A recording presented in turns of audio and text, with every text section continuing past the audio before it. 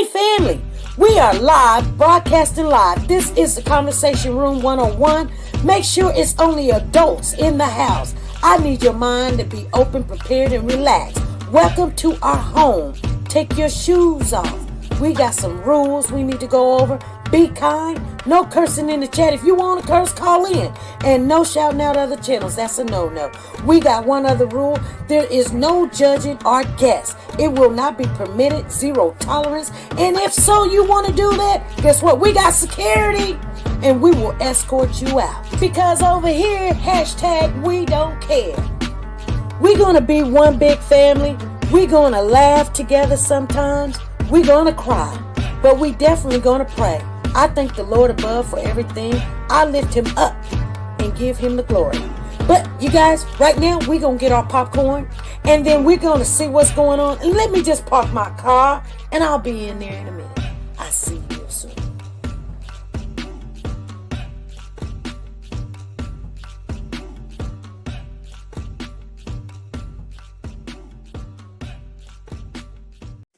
The Copyright Disclaimer Act. The Copyright Disclaimer Act under Section 107 of the Copyright Act 1976, allowance is made for fair use for purposes such as criticism, comments, news, reporting, teaching, scholarships, and research. Fair use is used permitted by copyright statutes that might otherwise be infringing. Nonprofit, educational, or personal use tips the balance in favor of fair use. Like, share, subscribe. Do you want to know? Well, I've been thinking about you, and I think you'll have to listen, because the sun is up, it's a beautiful day. My beginning will be as bright as the sun. Come, won't you come along? And it feels so bright, it's like luck is raining on me. Go and follow your heart, doesn't matter how far. There is so much love to give. Something's telling me this time. Baby, baby, now I know. Baby, baby, gotta go. There is so much love to give. Something's telling me it's right. Neighbors and the when you community came to me, compelled who to are scour you? the area. It's you, yeah, boy. Where does the fault lie on you?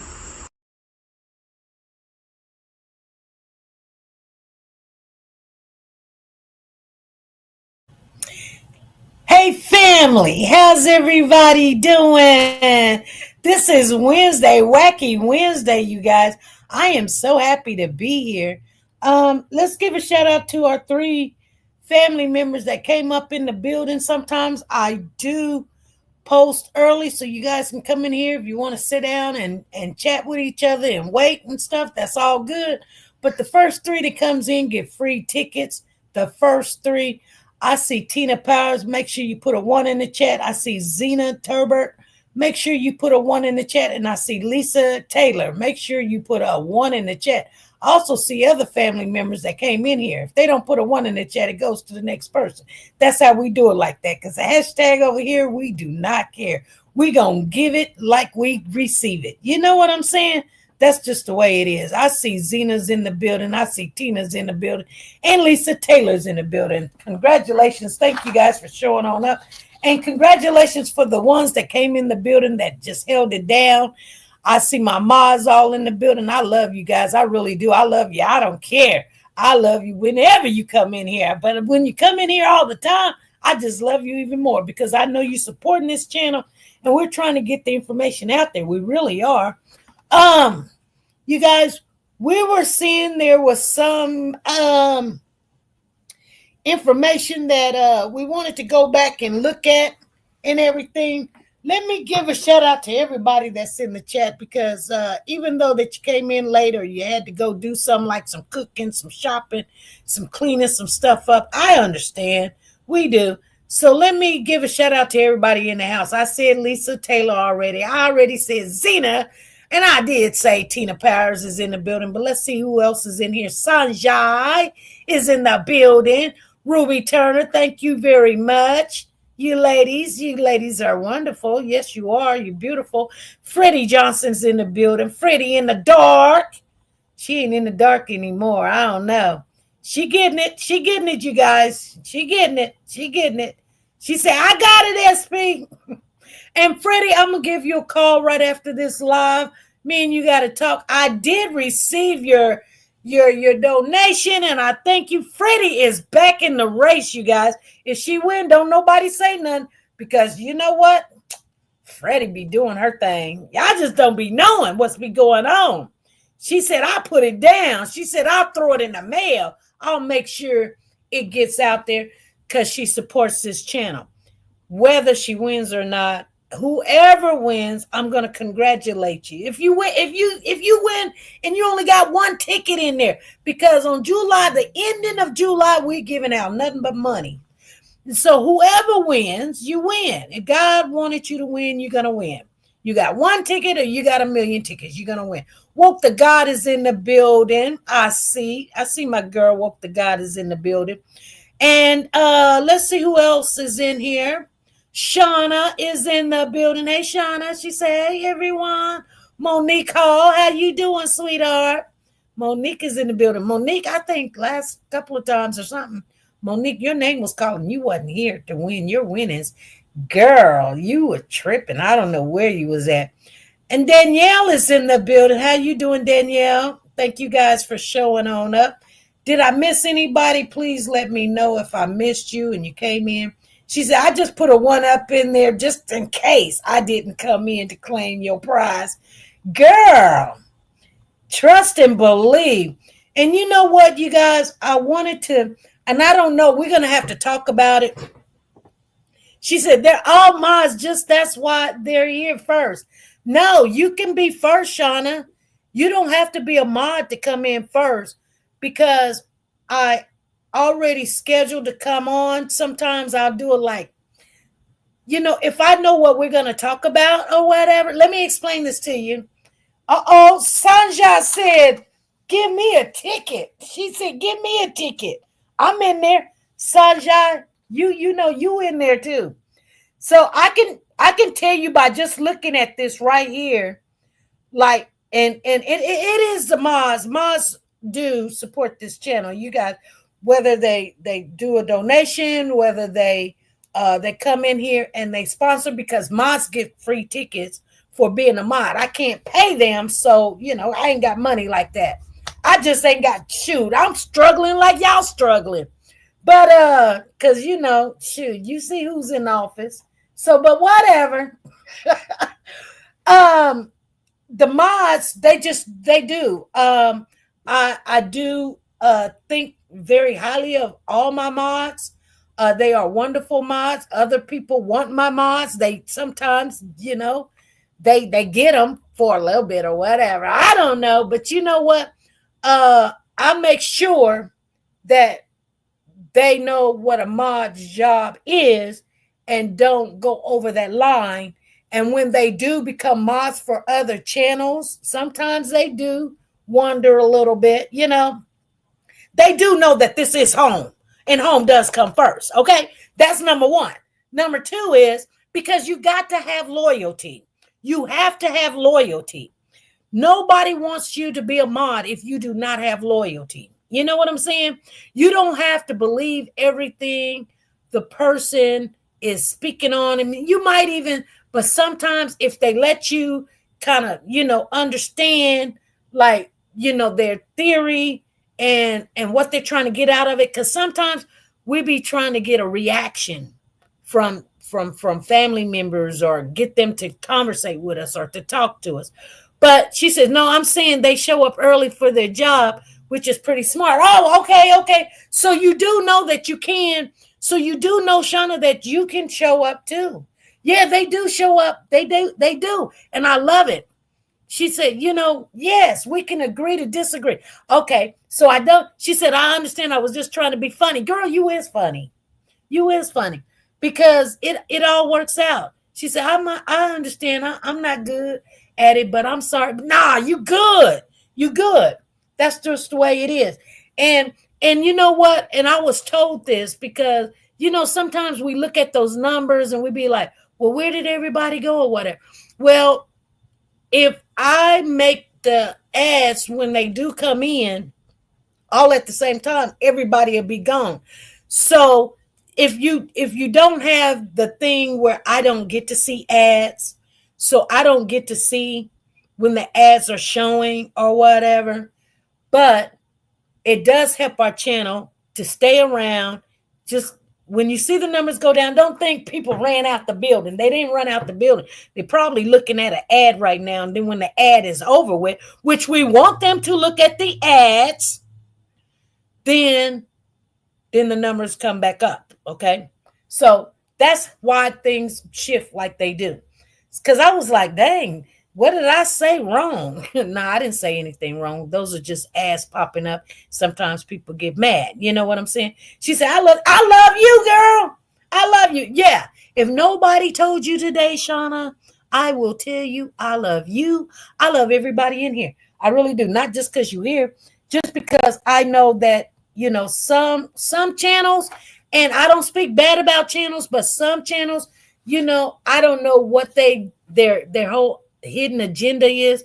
Some are some really good channels. I trust and believe. If they put in, especially the ones that are speaking on the Naziah Harris case, that I can't say their content or something is something that I need to listen to or whatever. But a lot of them, they do have good content. They do have information that, that helps us to figure out what is really going on. Some of them actually get information we can't even get a hold to. So that's why I don't ever speak bad about a channel, because you don't know who they know and who they can get in contact with, or get that little bit of information that you need, or get somebody to speak or speak on their channel or something. So people don't get that. They be like, oh, what about, you don't like this. You don't. No, just because you don't see me in there, I be in there sometimes. I do. I support their channel. I just don't take the focus off of what they're talking about. And, and I don't have no big head. I'm nobody but just this person over here that's got the spirit of God in her, and I love God. And yeah, I do make bad mistakes. She said, I hate ads. Girl, I hate them too, but I have to love them because they support the channel. And I'm hoping they're good ads. I'm hoping I'm picking the right ads, like shopping and stuff like that, and things that you can, stuff like that. But anyway, you guys, let's get into the topic of today is Naziah Harris. And we're going to going over Jarvis's sister's testimony. We found some information that we're not really clearly understand. I try to explain to you guys the things you haven't heard that I've heard. And I did tell y'all, I let the cat out the bag and told you, hey, I have gotten to get to know some of the people, some of the players, and I've talked to them personally myself. And so, I had time to calculate it in my mind and not just come out and blurt it out. And people be like, she just lying. Okay, whatever. That person can be mad at me all they want. At first I just didn't want to mess it up, whether they come on or not. But then as I started thinking about not really what they said to me in person, but what they said on the stand, it just doesn't make sense. So I wanted to go back over it with you guys, and so we can go in and just try to understand, is it true or is it not true?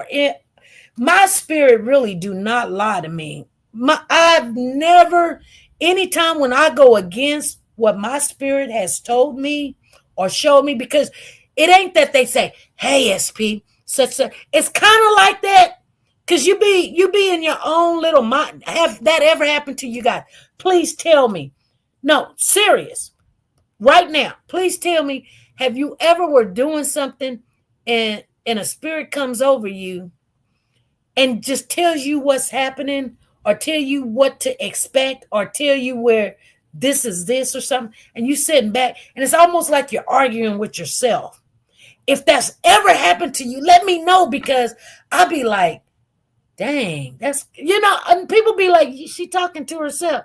I don't be talking to myself. I be talking to my spirit, like, no, that can't be true. Oh, that person ain't really like that. And then you know what? I keep it around. What my spirit told me, it's hard to explain it, because to be honest with you, spirit is spirit. So when a person tried to tell you or explain to you, there's no way in the world you can explain spirit over physical, because people want you to explain something physical that is spirit. You guys understand what I'm saying? So there's no way for me to explain to you, but you know because the spirit told you. And people be like, you girl, you crazy. You need to go take you some gabapentin or something and go sit your butt down. But I'm just being honest with you. I was telling my homegirl, she was asking me a question. And this is my homegirl here. She was asking me a question. And I told her I knew. And she was like, well, why did you didn't do this or do that? I wasn't, hey, you know what the Bible tells y'all to do? Test the spirit. Test it. You can test it. You can figure it. You know what? Sit back once the spirit has told you something, or you do what the spirit told you to do, or don't do, trust and believe. When you get that little, it's almost like when you're getting ready to do something wrong and the spirit tells you, don't walk out that store with that, in your purse. They looking at you, and you look around and you see them and they looking, right then, you be like, I can put this back, or I can walk out that door and see what happens. See what I'm saying? I'm just giving you a scenario. And then you say, okay, well, I'm going to test the spirit. I'm going to go ahead and walk out the door with it. And then they be like, hey, come here. You be like, dang. You know what I'm saying? Or your kid telling you something, and you be like, man, I know he lying. It ain't just because of your experience with your kids, but the spirit has told you. And you don't have to have physical evidence. But if you keep at talking to your child, then they finally say, yeah, mama, I did do that. And you got no evidence. And they be like, how'd you know? People will ask you sometimes, how did you know? How did you know? And then, you tell them, they get mad, hang up in your face. They'd be like, you lying. You know what I'm saying? Yes, exactly, Sanja. The spirit remembers, everything that my mother would tell me all the time, the spirit reminds me and be like, your mama tell you, and that's good, because, anytime when you have people in your life that's not here anymore, and everything that they have, not everything, but some things that they have taught you weighs on you. When you're going through things, you can hear them speaking, and you can almost hear their voice. Sometimes, if you really pay attention, you can almost smell them. One time I was driving down the highway, and I couldn't remember what it was. It was to get rid of something, and somebody was asking me, and I was like, dang, what is that? It was a seasoning that you can use to get rid of something. Oh, a toothache. It was a season that you can use, like Indians use. And my, I told you, my mother, and on my mother's side of the family, I have a lot of Indian in me. And we didn't have money, and mama would take a clove, like clove, like not cinnamon, it's called clove. And it looks like a little spike or something, that, the things that you poke in a ham, with the pineapples and the cherry, the cloves. You know what I'm talking about, y'all. Y'all know what I'm talking about, right? Put a one in the chat. You know what I'm talking about. But you put that, a clove, right? Because some people sitting there saying, you're not pronouncing it right, SP. Yes, I am. That's what it's called. It's called a clove. And if you have a toothache, Mom would always tell you, if you ain't got the money for medication and to get those medications that you all love so much, you can put that on that tooth and that pain will go away. And one day I was trying to tell somebody and I couldn't figure out what it was she was telling me. And she was like, yeah, you can put that in there and it will go away. And I was on the highway and I couldn't remember what it was called. And I got off the phone with my girlfriend. And as I was driving north. I can still remember. I'm going to tell y'all something about remembrance, okay? But as I was driving going north, I got off the phone with my girlfriend and I smelt what it was. And I was like, clove. It was called clove. That's what it was called. My mother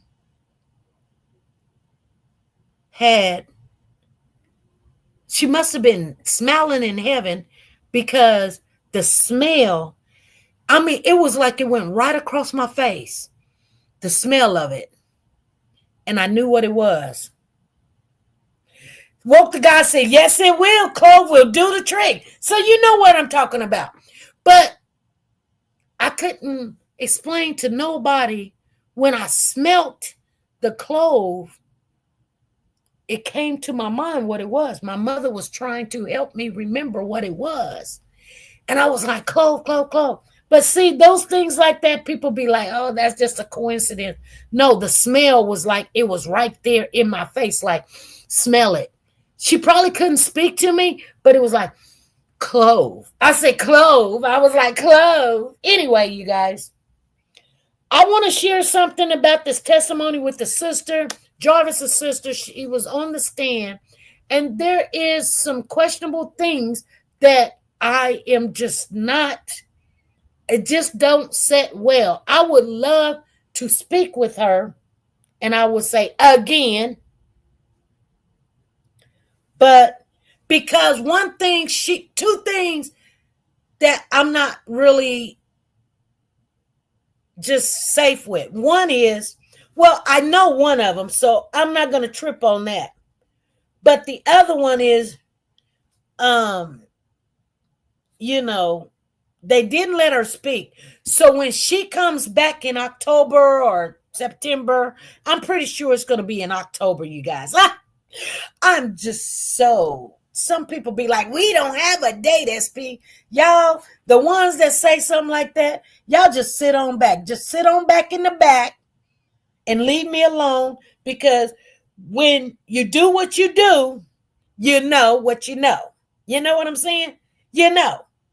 They ain't got to tell me. I already know. When they said that they picking in October, we go get the information, figure it out, say, okay, court's going to start in October. We don't need a date. We know October the 6th, October the 10th. They go 6, 7, 8, 9, 10. They're going to be in the building. They're going to start court. So, and the reason why I needed to know that, because, like if you work or don't work or want to work or need to work or something, or you need those times off, go ahead and consider October the 6th, 7th, 8th. And they said it might take 3 to 4 weeks. So, but if you want to be there for the opening statements, consider October the 6th or October the 7th. More the 6th, the 7th, and the 8th will be the openings for this case, you guys. 6th, 7th, and 8th, okay? So the sister is saying some things that did not make sense. So we wanted to go back over it. Hey, Evelyn, how you doing? And yes, please drive safe, Miss Sanjay, since you driving around in this heat. And y'all, make sure you stay safe. It's not heat like the other day. It was like 98. I'm not out there in the heat, so it's 90 here in Wichita, but it feels like 95. But anyway, I'm not out there in the heat. Matter of fact, I had someplace to go, and I was like, I'm done. I'm not going. It's whatever.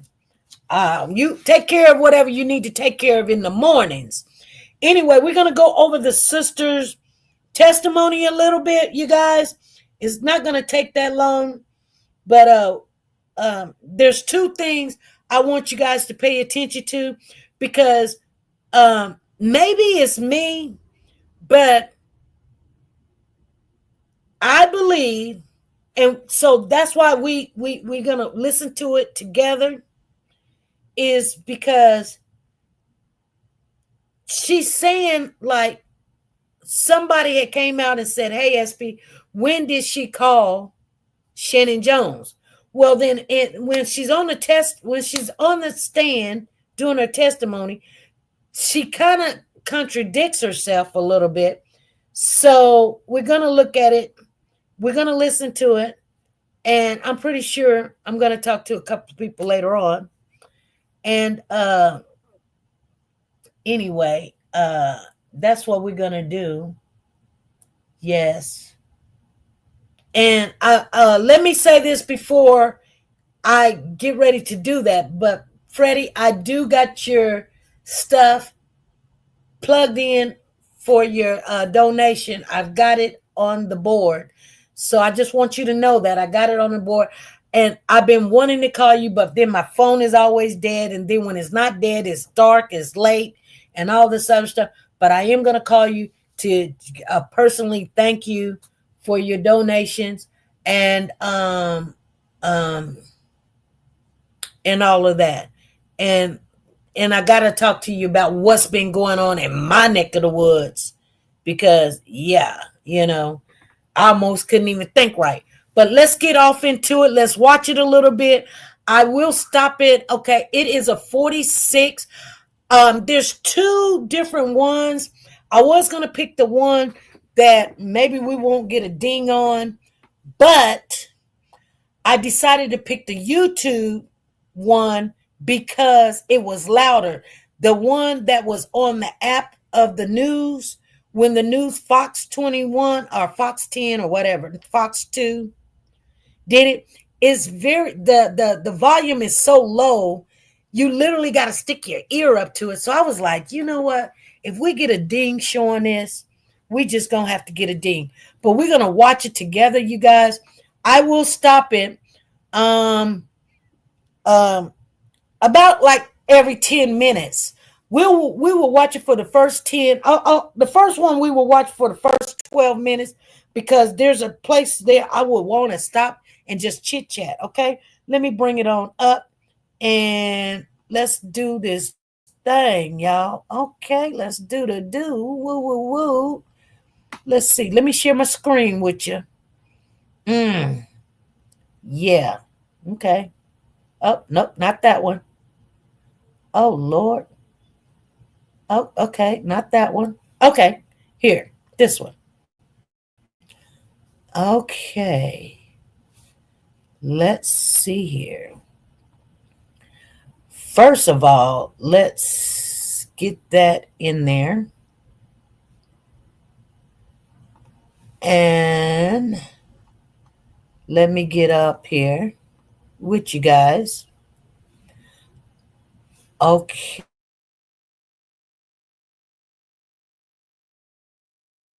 State your name for the record. Tijuana Butts, And how old are you, Miss Butts? 46. And do you know someone named Jarvis Butts? Yes, And how is it that you know him? he's my brother. Okay. And how old is Jarvis Butts? 42. And do you know his birthday? Yes, When's his birthday? November 21st, 1982. And do you see Jarvis Butts in the courtroom today? I saw him walking in. Okay. And can you point to him and tell me the color of the clothing that he's wearing? He has on, I believe it's dark green shirt. He's sitting behind the lady to the side of you. And Your Honor, with the record reflected when it says identified the defendant in this case? So reflected. And just to be clear, you said I saw him walking in. You saw him when you were walking in or when he was walking in? When I was walking in just now. Thank you. And Ms. Butts, where did you know Jarvis to work? He worked at a shop on Warren and F, called Frank's, and then he moved to a shop on Hopper and Connors. I don't know the name of it. And Ms. Butts, do you remember talking to Detroit police back on February 26, 2024? Yes, And what's the reason that you went and talked to Detroit police? I had reason to believe that um, I saw Naziah the day she went missing. Tell me about that. Okay, you guys, I'm sorry. I have to stop it right there because I want you guys to understand certain things are important. She said this is not so much of an importance, but like I said, when we go over it, I have to stop it at certain areas. So she talked to the police on February the 26th of 2024. Now remember, the 26th is going to be very important into what we're going to be looking at. February the 26th. Okay? Everybody got that? Please put a 1 in the chat if you guys are following me. And thank you, Freddie, for putting out that remembrance of you guys need to, if you're not part of the family, please join the membership and just press that blue link right there that she got in there. Okay.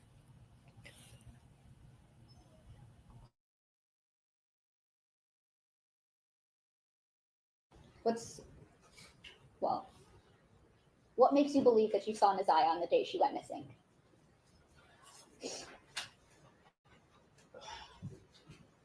Where do you want me to start this alive? So from the very beginning, where is it that you think you saw Naziah? At the shop on Harbor Encounters. Okay, and whose shop is that? My brother Jarvis and his partner. Okay. What's the reason you were at your brother's shop that day? Something was wrong with the car that I was driving, and I just needed him to check it out to make sure it was safe for me to drive. Do you recall about what time did you go to Jarvis's shop that day? About 4 p.m., give or take a few minutes. Okay, and around what time did you leave? Somewhere between 6 and 6:30. Okay. And what is it that you noticed while you were at the shop? So it's a two car like garage. So I was sitting outside of the shop in my car because they were working on another car on the inside.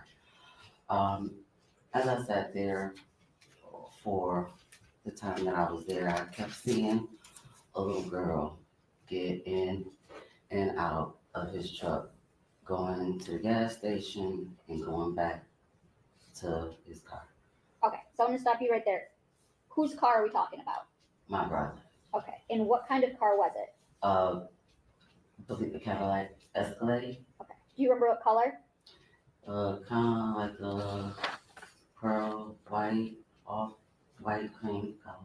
Okay, and you said you described this as a two garage shop. Yes. Okay, and I want to approach with people's exhibit 7. Okay. Now, Ms. Books, do you recognize what is it we're looking at in people's exhibit 7? Yes. Okay, what is that? That is the shop. Okay. Right in the middle. And where at were you parked when you saw someone getting in and out of Jarvis's truck? In front of the car doors of the garage right here, I was parked facing, I don't know what direction it is, but going towards garage. I was like in front, but outside. Okay, so you were kind of parked parallel with the road? Yeah. Okay.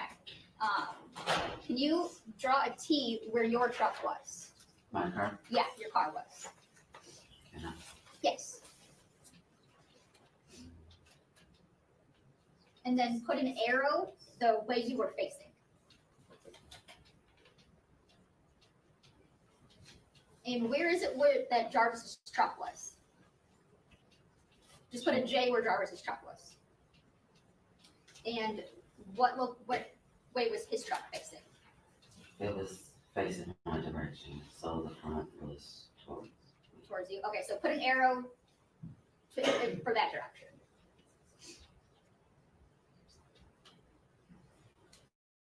Okay.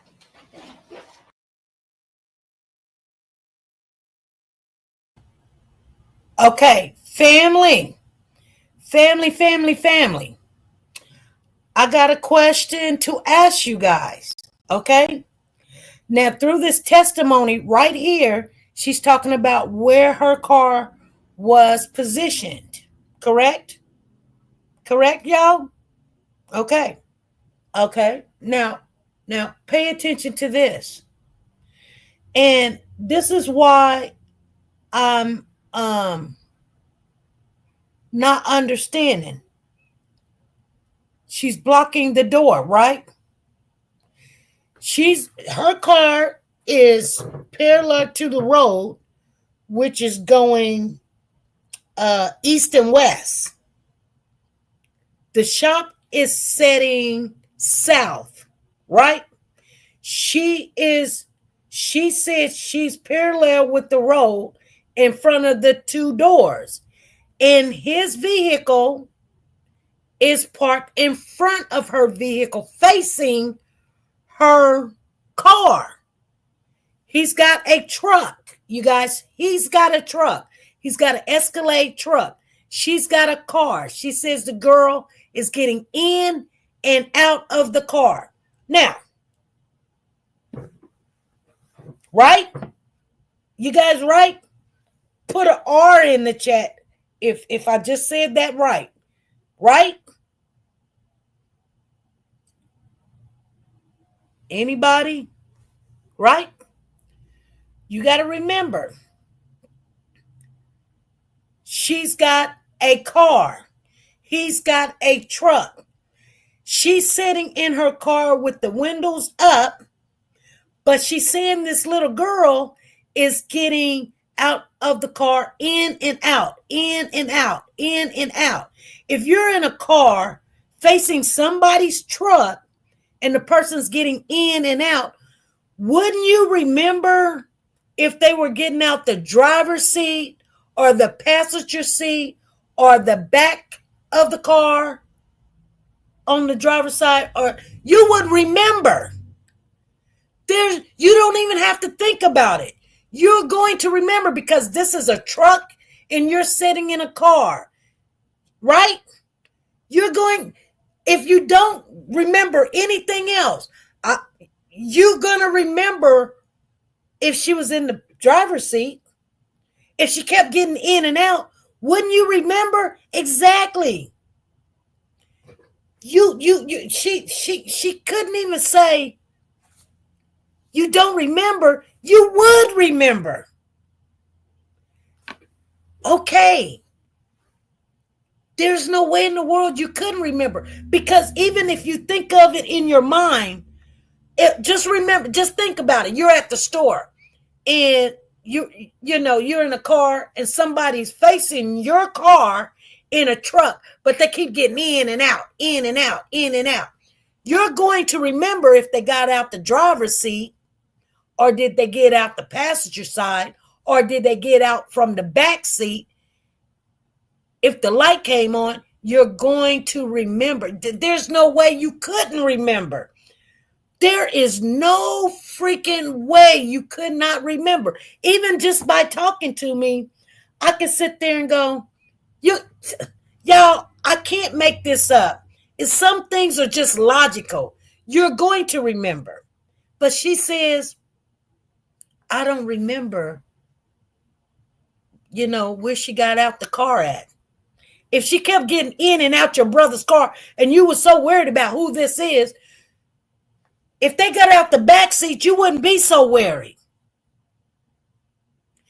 Exactly. Especially if it's your brother's truck. You're going to remember. You were so fixated to ask Jarvis, who is that? So that tells me exactly. Corana, I think that's how you pronounce your name. Corana Tart. She's got to be hiding something. You're going to remember that. Okay? That's the first problem I had with this testimony. That's why we're going back over it. You would remember that. Let's keep going.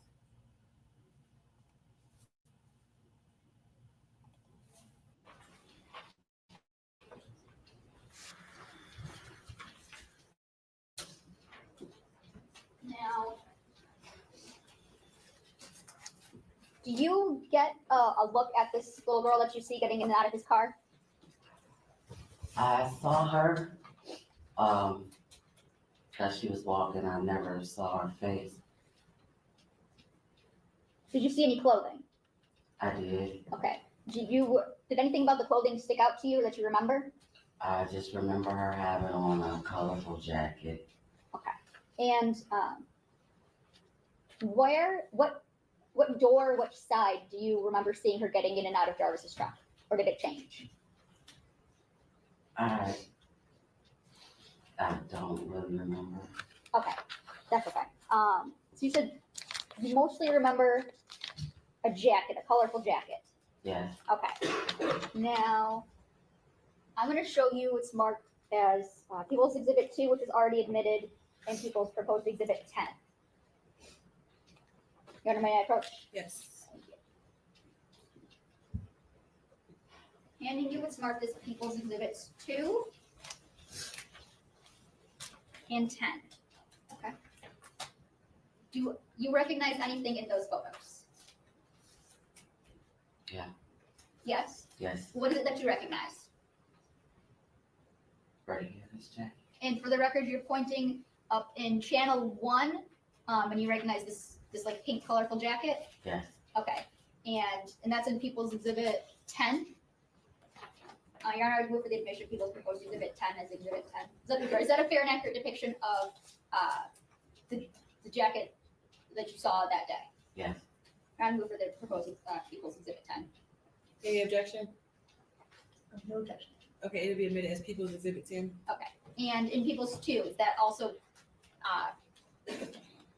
where is the what you recognize People's Exhibit 2?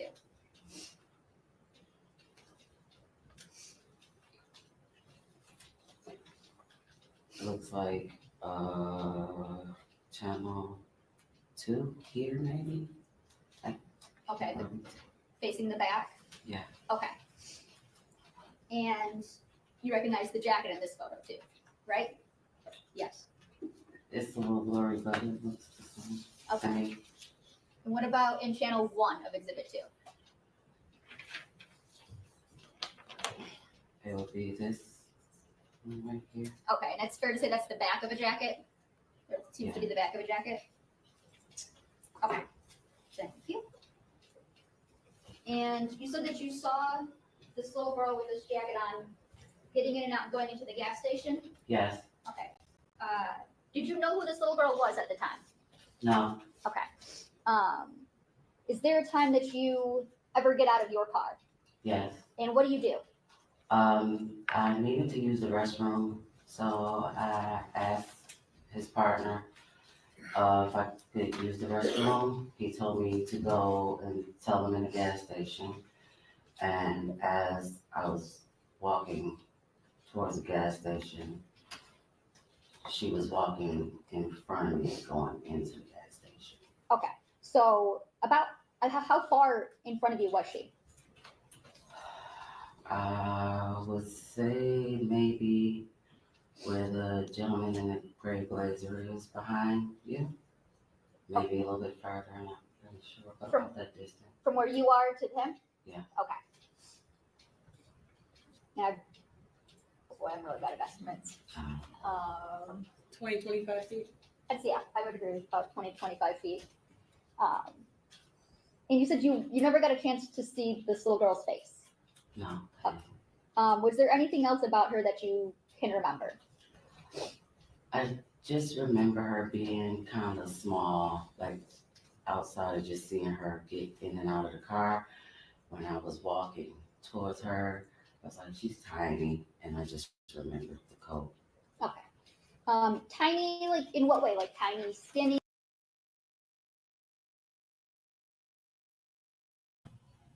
Okay. She remembers she was tiny. She's small. That's trying to put doubt that she was pregnant. Okay? I remember the jacket. I remember she's tiny. She's small. So that puts doubt that she was pregnant, right?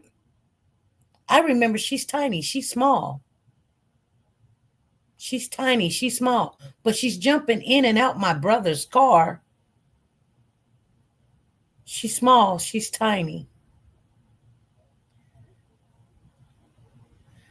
So,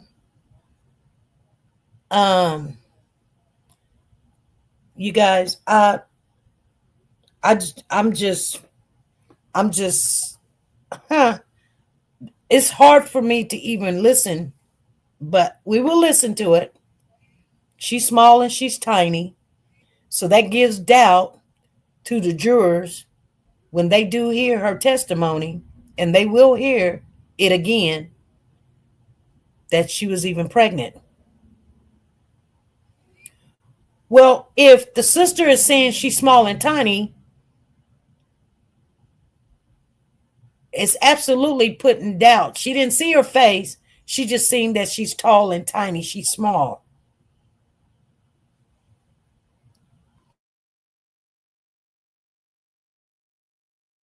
Be short. Kind of skinny and short. Okay. And did you ever ask Jarvis who the little girl was? Yes. And what did he tell you? He told me, and I can't remember if it was this exact word or he said it's my partner's niece, or he said it was King's niece. Okay, but But you knew who he was referring to? yes, Okay. Did you think anything of it at the time? no, Okay. And what is it that made you think something? Was there a time where you thought something different? yes. Okay. And what is it that made you think something different? I received phone call, well, a video call from one of his kids' mom, and she told me about some things that happened on Valentine's Day, and then she sent me a video of a podcast about my brother.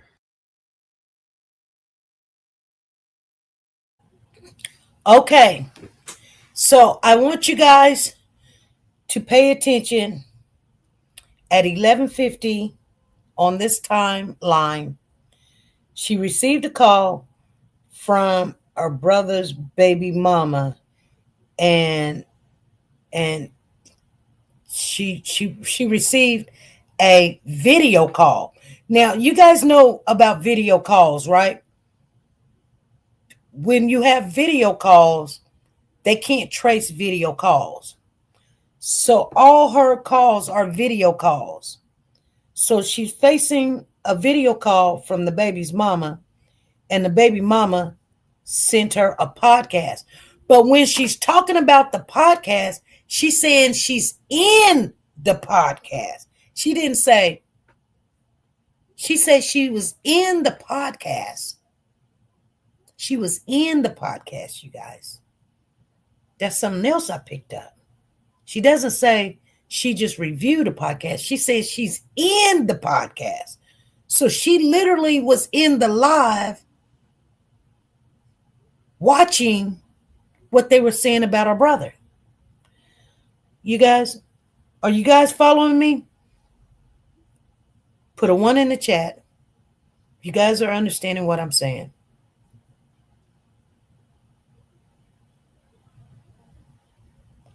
Something else I forgot to say to you guys.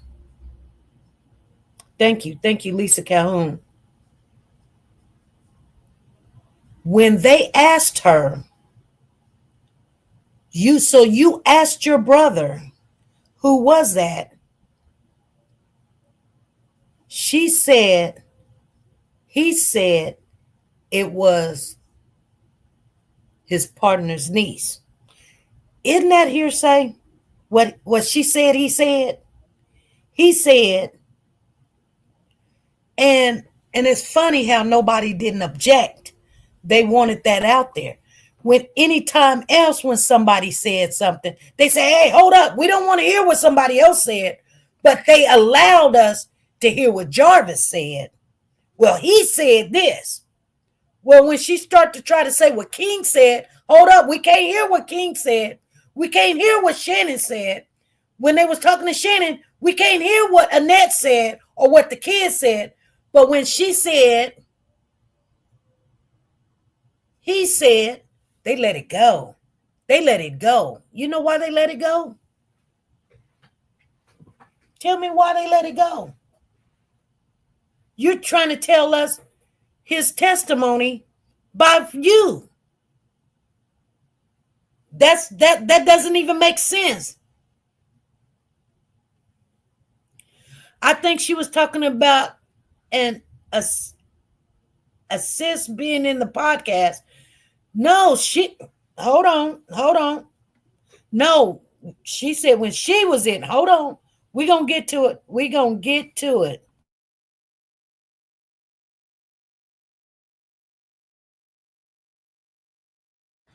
Okay. And what did you do as a result of receiving those things? I called Shannon and I asked her for Sergeant Jones' phone number. Okay. And who's the Shannon that you called? His kid's mom. Shannon Harris? Yes. Okay. Um,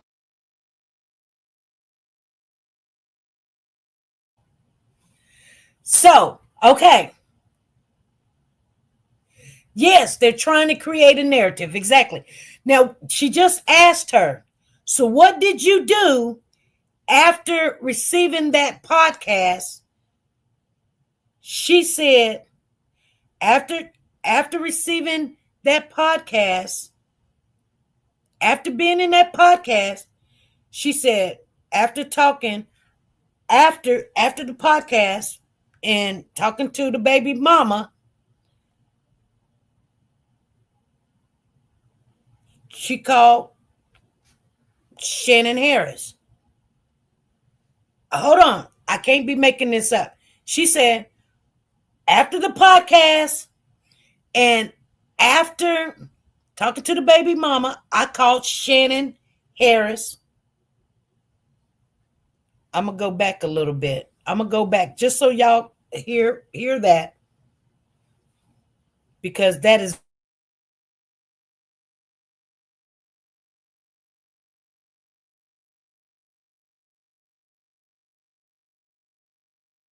but you thought something different.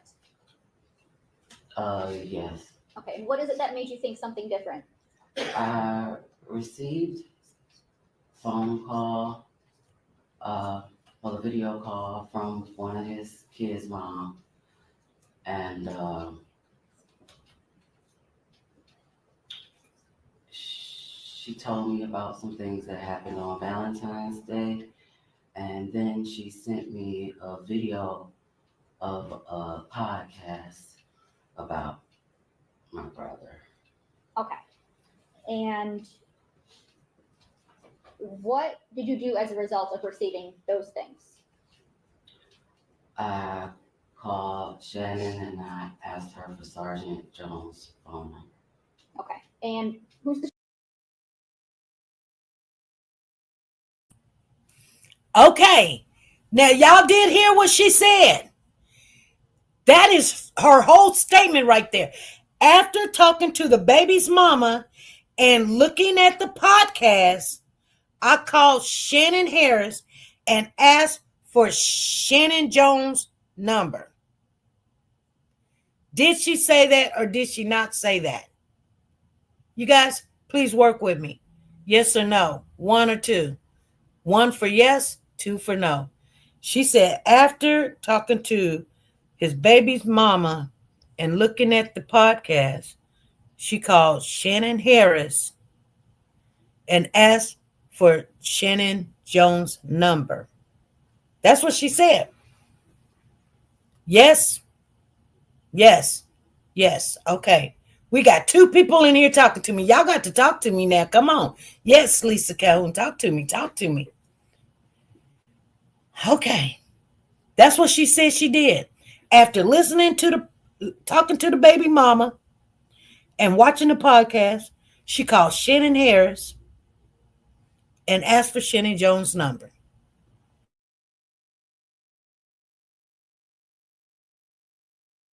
Shannon that you called? His kid's mom. Shannon Harris? Yes. Okay. Um, do you do anything before you go and talk to Sergeant Jones? Yes. Okay. What is it that you do?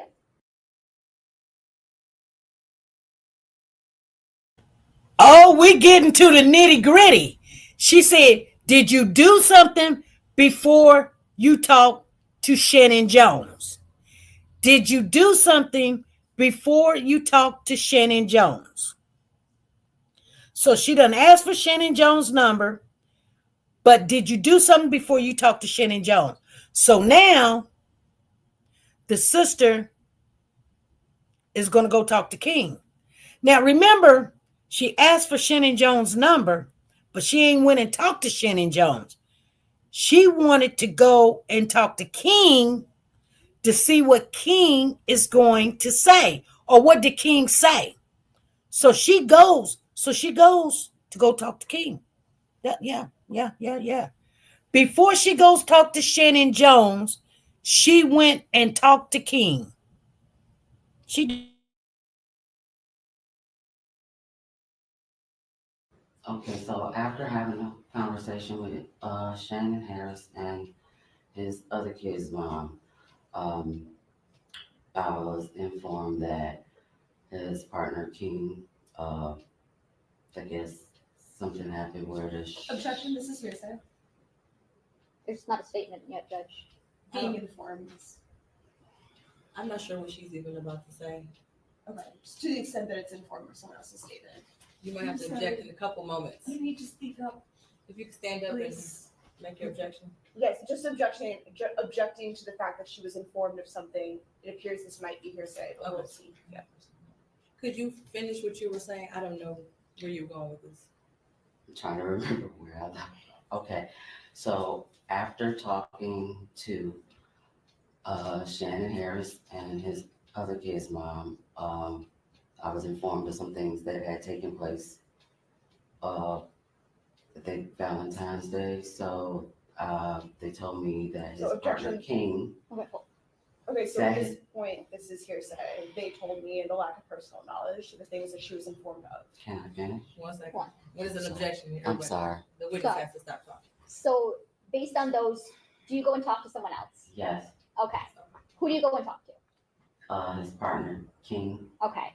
And where is it that you go and talk to King at? at the shop on Harbor Encounters. Okay. And without telling me what King said, kind of describe what was your conversation about? Well, I went to see what happened and what was going on. During that time,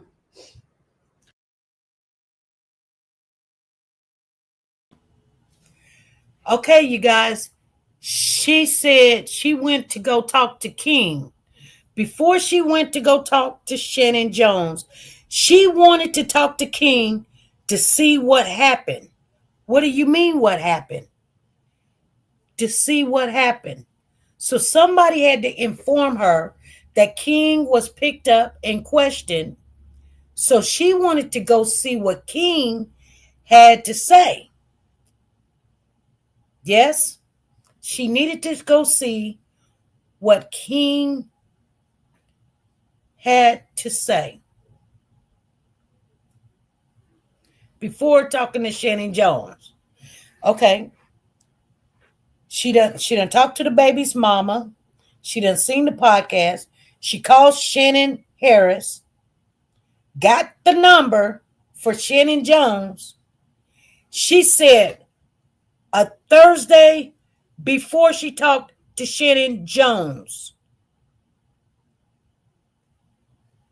Down the road, you'll hear her say it was the Thursday after Valentine's Day. But she went to go see King before she go and talk to Shannon Jones. She went to go talk to King first. So what if she would have went to King's shop and King wouldn't have been there? But she went to go. She said, I went to go talk to King to see what happened. That's what she says.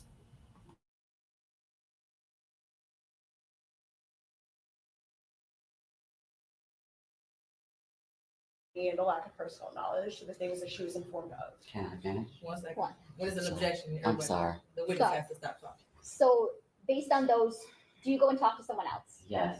Okay. Who do you go and talk to? His partner, King, Okay. And where is it that you go and talk to King at? at the shop on Harbor Encounters. Okay. And without telling me what King said, kind of describe what was your conversation about? Well, I went to see what happened and what was going on. During that time, I told him that I had never seen any little girl at my brother's shop besides my nieces outside of the little girl that I saw getting out of his truck that day. Okay. And you told this to who? King,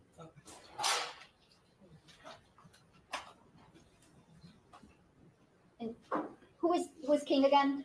his business partner. Okay. And do you know his government name?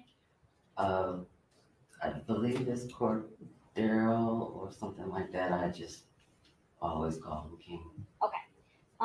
So you went and told him that.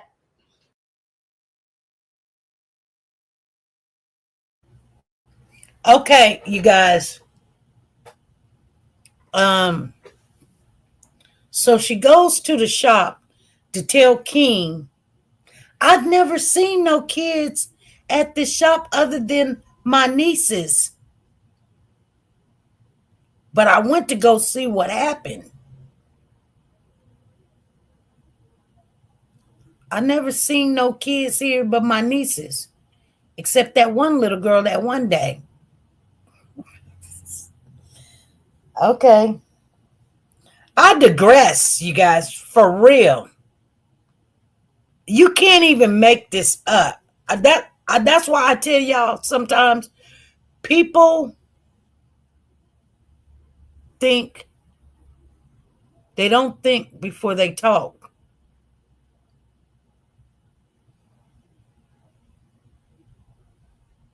You talked to the baby's mama, then you looked at a podcast. You've already called Shannon Harris and got the number to Shannon Jones, but you did not call Shannon Jones. You went to go talk to King to see what he done said or hear what they talking about.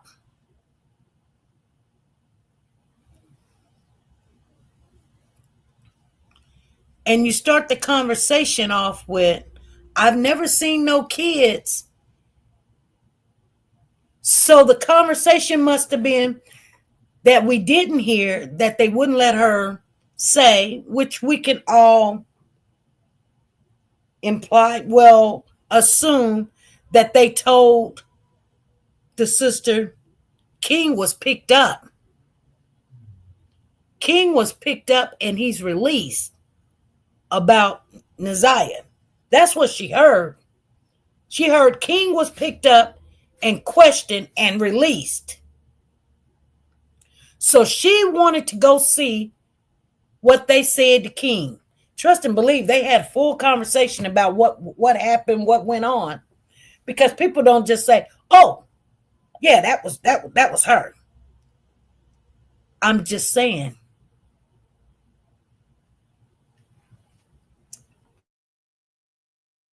Let's listen to some more.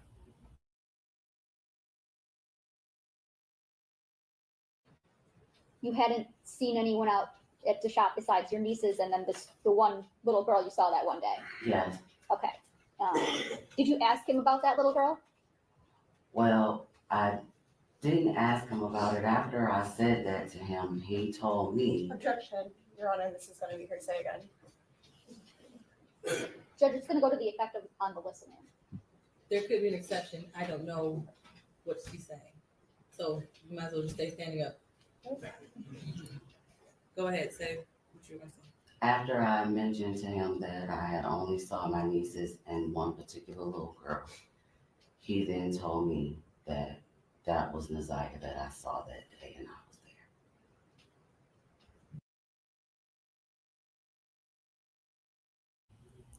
So there was an exception. The judge let it be an exception because he told her. Now they don't want to hear what King told you, but the judge allowed the exception of what did he say. The exception is, okay, I don't know what she's going to say. So let's hear what she's going to say that he said. Oh, after I told him I ain't never seen no girls, no kids at my brother's place other than my nieces, but that one girl.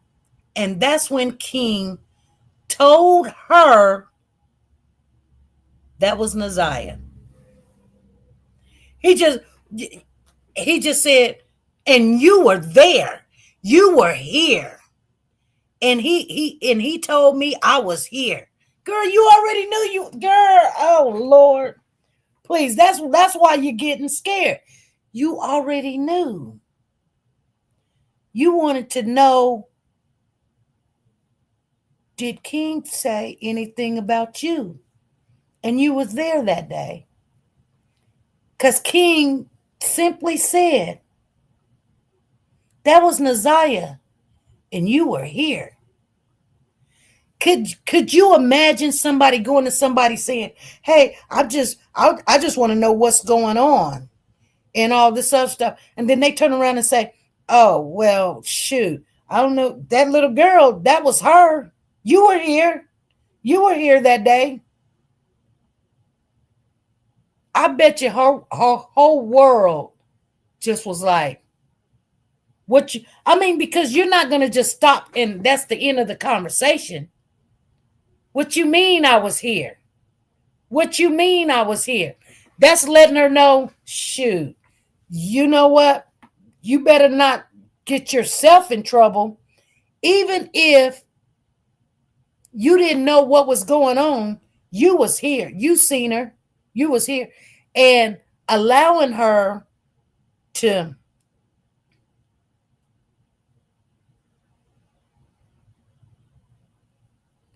not be the first one to say something because she don't know what he done said unless he told her. I told him everything. They got cameras and they're going to know that you were here or whatever. Let's keep on listening.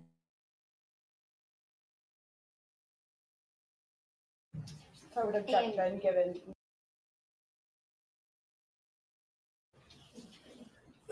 Judge, it's going to go to the effect on the listener. There could be an exception. I don't know what she's saying. So you might as well just stay standing up. Go ahead, say what you were going to say.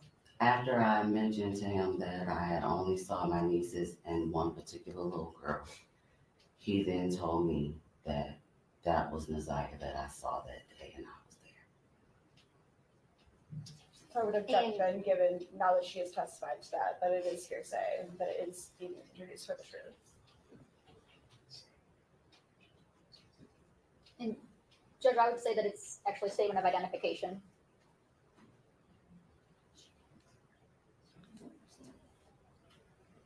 So this is not an identification that she personally made. She's just being told. When she saw Naziah that day, so it's. She didn't know who it was. She had no idea who this was. That's She not didn't know her who she was. identification.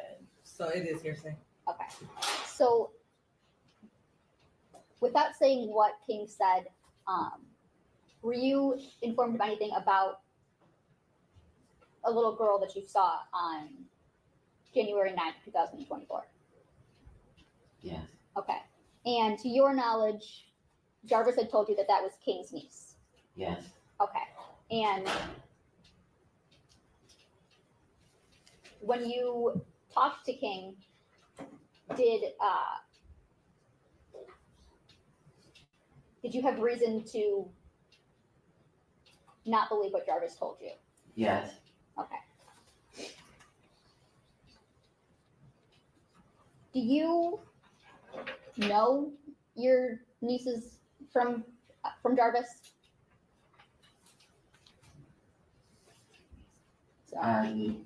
That is a poorly worded question. I am sorry. If that was your niece, would you have recognized her that day? Yes. Okay. And you did not recognize this little girl as your niece, did you? No. Okay.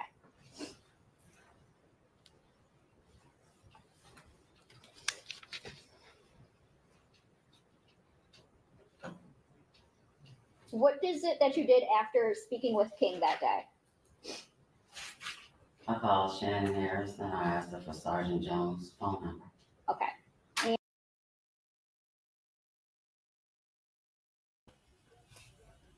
Okay, did y'all hear that? She said, what did you do after speaking to King that day? She says again, I called Shannon Harris and asked her for Shannon Jones's number. I thought you already called Shannon Harris and asked her for Shannon Jones's number. Y'all.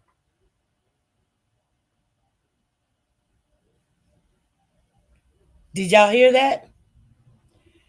At 11:50, she said at 11:50 she had already called Shannon Harris and asked for Shannon Jones' number. Now she's saying after she talked to King, she called Shannon Harris and asked for Shannon. See, some people get mad at me, but I'm no expert. She said it, and I'll go back.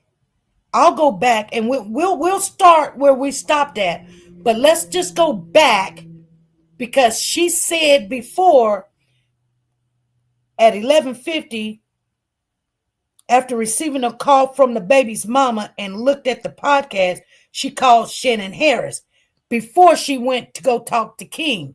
Now she's saying after talking to King, she called Shannon Harris again and asked for Shannon Jones' number.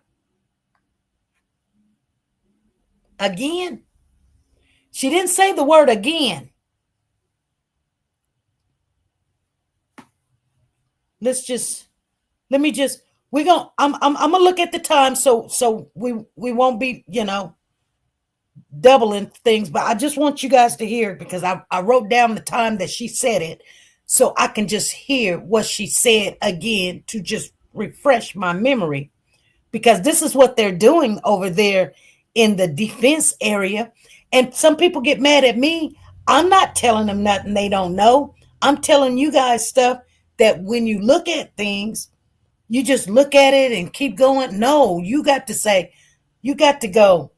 Okay, you already said you called right after talking to the video call with the baby's mama and looking at the podcast. You called Shannon Harris. Now you telling us after you talked to King, you called Shannon Jones. Okay, I just want to hear that, and then we'll proceed. But let's go back at 11:50, and then we'll proceed to what she just said.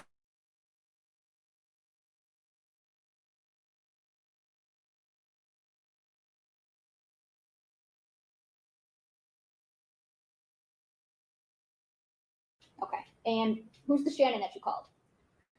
His kid's mom. Well, a video call from one of his kids' mom, and she told me about some things that happened on Valentine's Day, and then she sent me a video of a podcast about my brother. Okay. And What did you do as a result of receiving those things? I called Shannon and I asked her for Sergeant Jones' phone number. Okay. And who's the Shannon that you called? His kid's mom. Shannon Harris? Yes. Okay.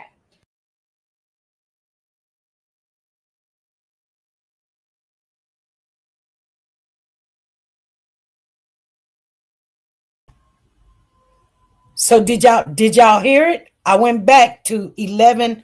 It's actually 11:47, you guys. If you guys are taking notes, it's actually at 11:47 is when she received the call from the baby's mama, and she looked at the podcast, and then she called Shannon Harris and asked for Shannon Jones' number. And now we're at 17:34. Let's go back.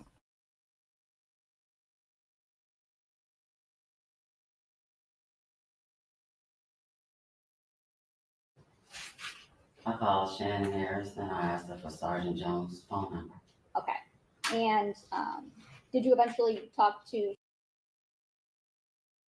If that was your niece, would you have recognized her that day? Yes. Okay. And you did not recognize this little girl as your niece, did you? No. Okay.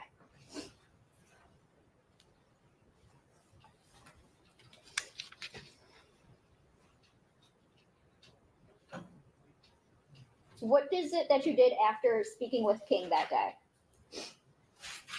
I called Shannon Harris and I asked her for Sergeant Jones' phone number. Okay. And did you eventually talk to Sergeant Jones? Yes. Okay.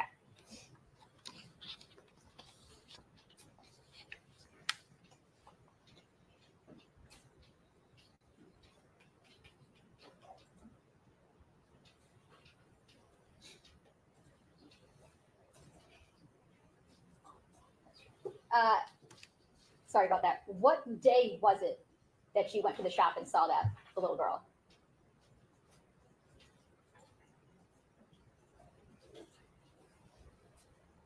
Can I ask you a question? I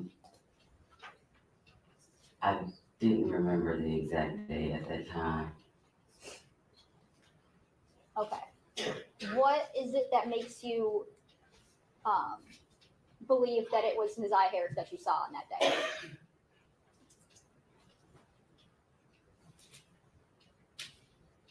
I'm not quite sure how to answer what you're asking me. Like, That may be a poorly worded question. I'm sorry. Can I just have 1 second, George? Yes.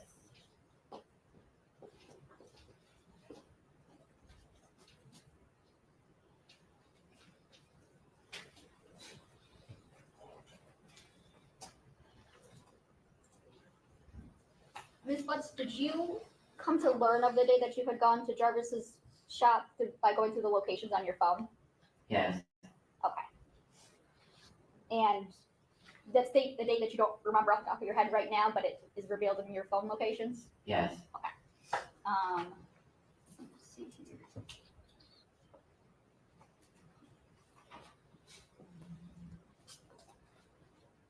One second, let me get her longer.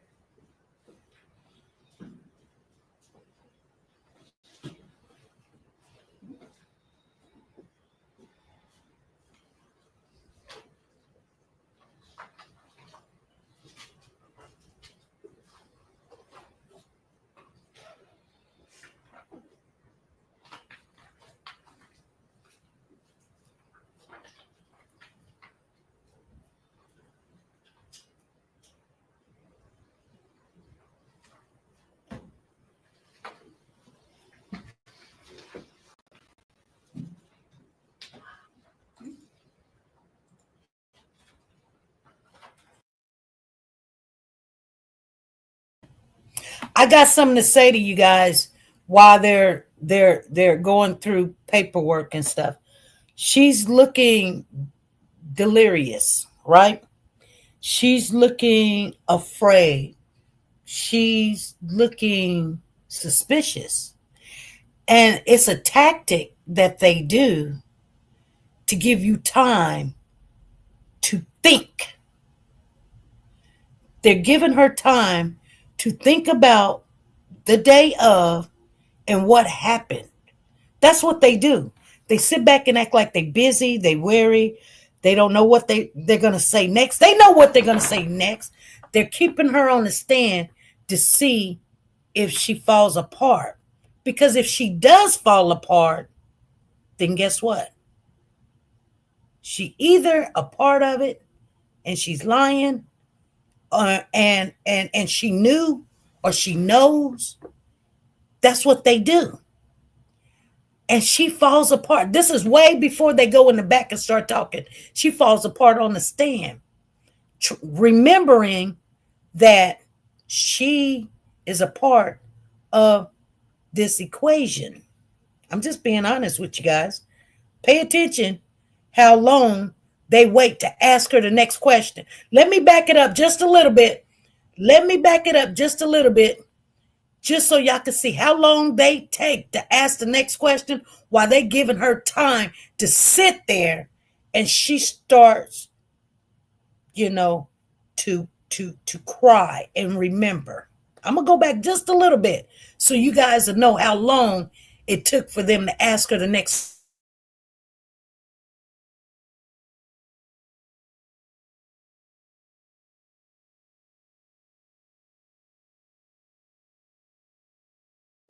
Shop by going through the locations on your phone? Yes, Okay. And that's the date that you don't remember off the top of your head right now, but it is revealed in your phone locations? yes. Let's see here.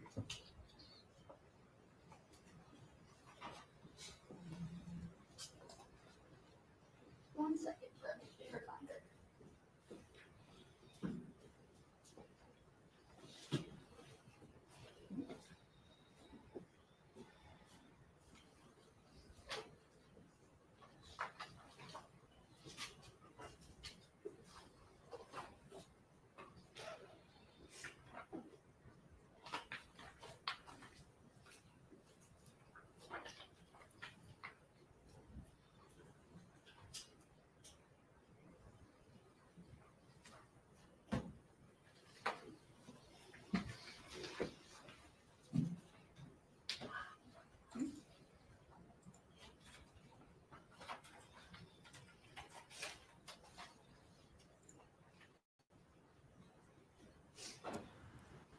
She's remembering. She's remembering. She's remembering. Y'all pay attention.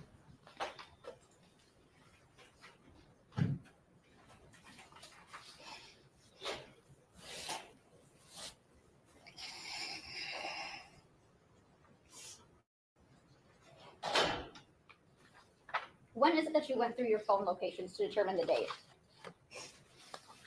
Oh, I'm sorry, do you need a moment? Um,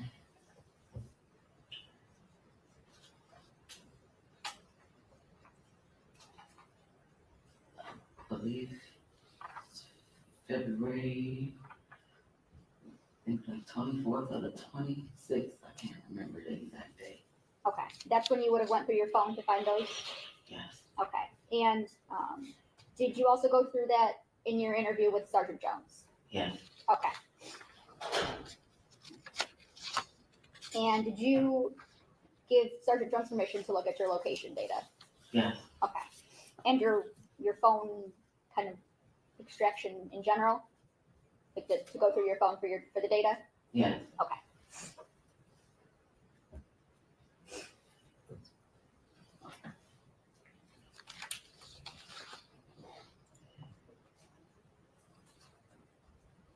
Nothing else, Judge. Thanks, Chris. Good afternoon.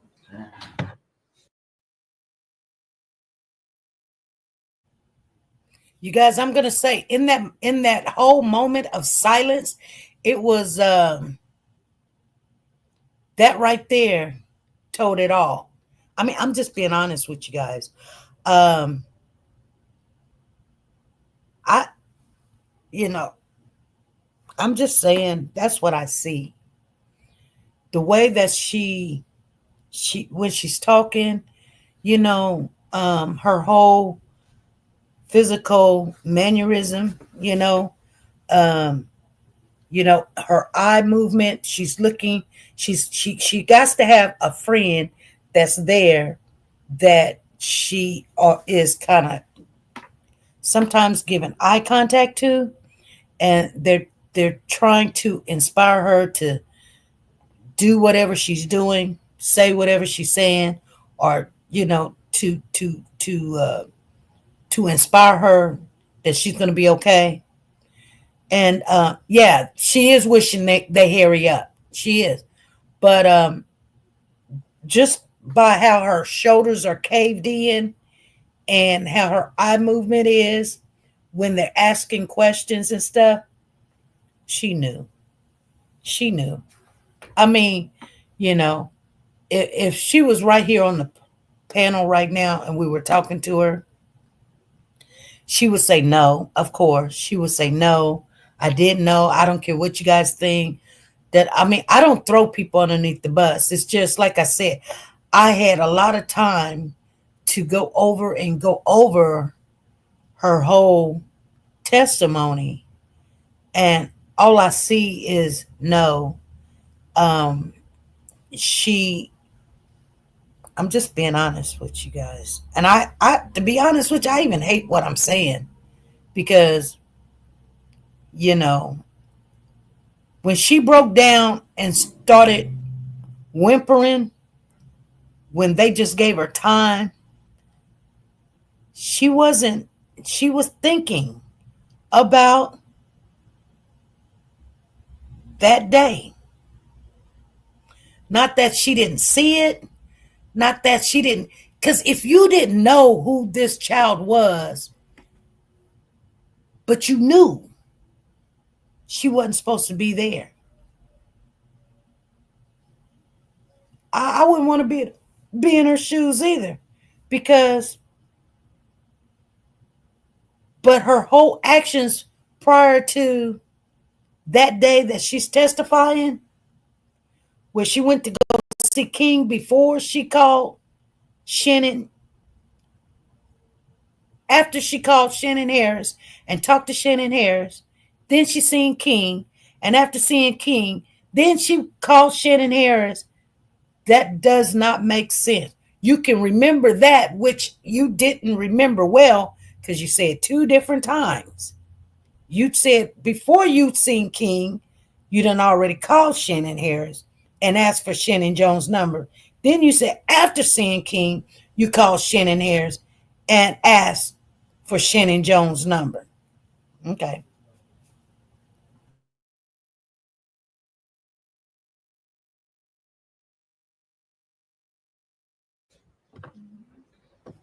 So you go to the shop where your brother works periodically, right?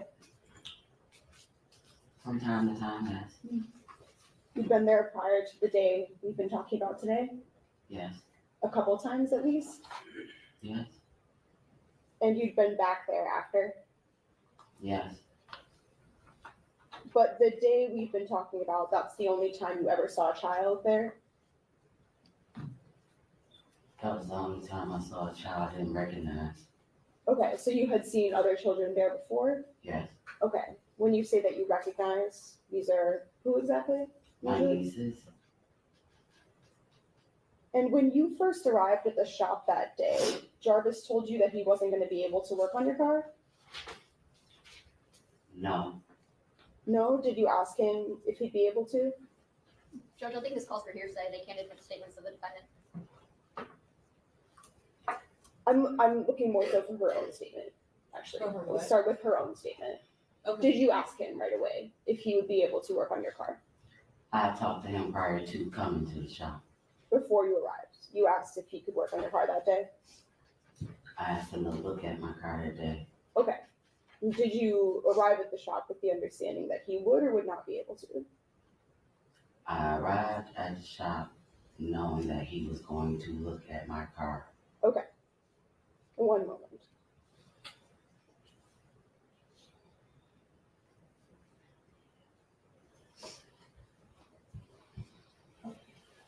And was that via text or call?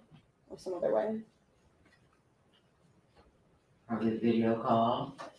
Okay, so a video call a little bit before you headed over. Earlier in the day, maybe. Okay. I'm not sure exactly what time. Okay, so that's how you decided that you'd go over later. He told me I could come. This is kind of all calling for hearsay in a backdoor way. The response is hearsay. Not Yes. that you necessarily asked for it, but it's hearsay. Sure, we can Be keep it just her own. So to be clear, we don't need to talk about what he said to you, but you did a video call to him. And in that call, you asked if he could work on your car. You Right. keep saying work on my car. I said look at my car. Okay, look at your car, but you asked him personally in the video call. Yes. Okay, and that was maybe that morning. I don't remember what time of day it was, but it was before I went to him. Thank you. Okay, and as you were saying, Okay, I believe, and I'm not for sure, but I believe, you guys, the reason why that questioning was so important, they're going to go back in Jarvis's phone and see what time that he had a video call. And if he had a video call from his sister, because it's got to be a video call from his sister. We don't know. Will know how long the video call was, because remember, Jarvis went to court earlier that day. Remember, he went to court, and she made sure that she said, I can't remember what time, but it was earlier that day. So they may find a call that they had a call or not. But if they don't find a call coming from her or a call from him going to her,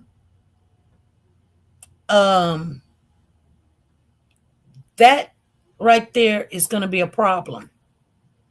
That's going to be a problem for her.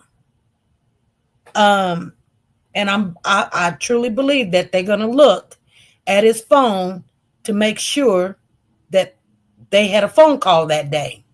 Because if they don't have a phone call that day, they're going to go, well, she said they had a phone call that day. Because everybody is trying to get, you remember we had a young man in here. His name is, I think he was in the chat earlier today. Let me go through the chat real quick and see. But anyway, I don't see it. But anyway, everybody is backing away from Jarvis.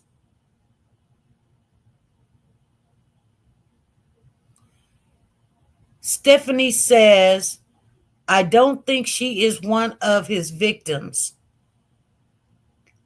Jarvis like kids. She 4 years older. Stephanie, Miss Stephanie Harding.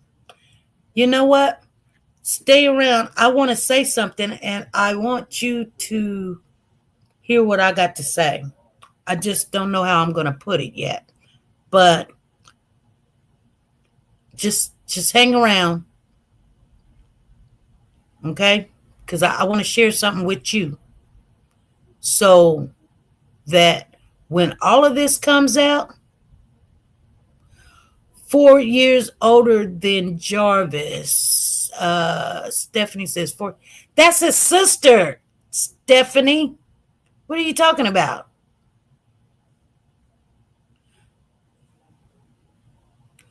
Oh, Wayman. Yes. Wayman. That's his name, Wayman. I forgot for a minute. I even forgot what I was going to tell you about Wayman. But Wayman made a good point in this chat a while back. And that's what it is. Thank you, Lord. Thank you. Wayman has suggested exactly what we're seeing. King is getting away from Jarvis, and his sister is getting away from Jarvis.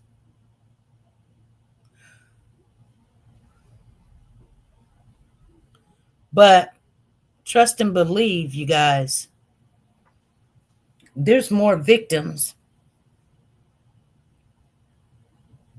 And Stephanie, it's not just little girls, it's girls, period. Girls, period. And I'll share that with you later on, Stephanie, because I want you to know something. Someone said maybe she wasn't one of his victims, SB. No, no, no, no, no, no. Someone said maybe she wasn't one of his victims. Who? Who? No, no, no, no. You're getting it all mixed up. This is his sister. This is his sister right here that's testifying. And if you guys only knew, you know. Woke the God says two things. Did you notice that nonchalant he is while she is breaking down? Well, that ain't even came out yet. That haven't even came out yet. But yes, yes. Do you know why people always say that they communicate by video chat? Because that is the one way that they can't be taped. Woke the guy. I told him that. I don't know. You wasn't in here, and I was telling him that. His name was Raymond, I think. Yeah, Raymond. Hey, Olivia, how you doing? He said, I told you that, SP, that everybody is distancing themselves from Jarvis. Exactly. Yes. See, that's why I tell you guys, when you come in and you speak and you say what you're saying, you're giving us more of an understanding. And I started seeing this. But she said, I know that's his sister. Okay. Stephanie, trust me when I say this. I'll just say it right. No, I'll say it when we get done. We got to get done with this video. But stay around, Stephanie. I've got something to say. I want you. Matter of fact, I need to write it down because my memory is not good. I'll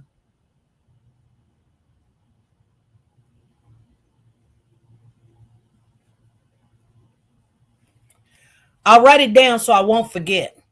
And I'll write your name over here. Because I want you to know something. I want you to know something. And I want you to keep it in your mind. But let's finish up this video.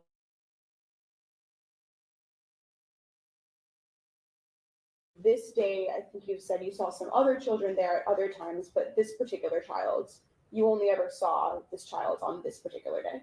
Yes, And the whole time you were there, from your testimony and from that police interview, you said that you never saw her face. yes, And then you did also see some news stories about this case. yes, Yeah, in the podcast that you talked about. Right, there were some podcasts. I had already saw her on the news, but I did not know who she was. Sure. But that was, by seeing those stories, that's how you started to think. Well, I was sent the podcast after. I told you guys. She said while I was in the podcast. Okay, what time is that she say that? Let me back up. 25:47. 25:47. She said when I was in the podcast. Y'all don't listen. I got to write this down.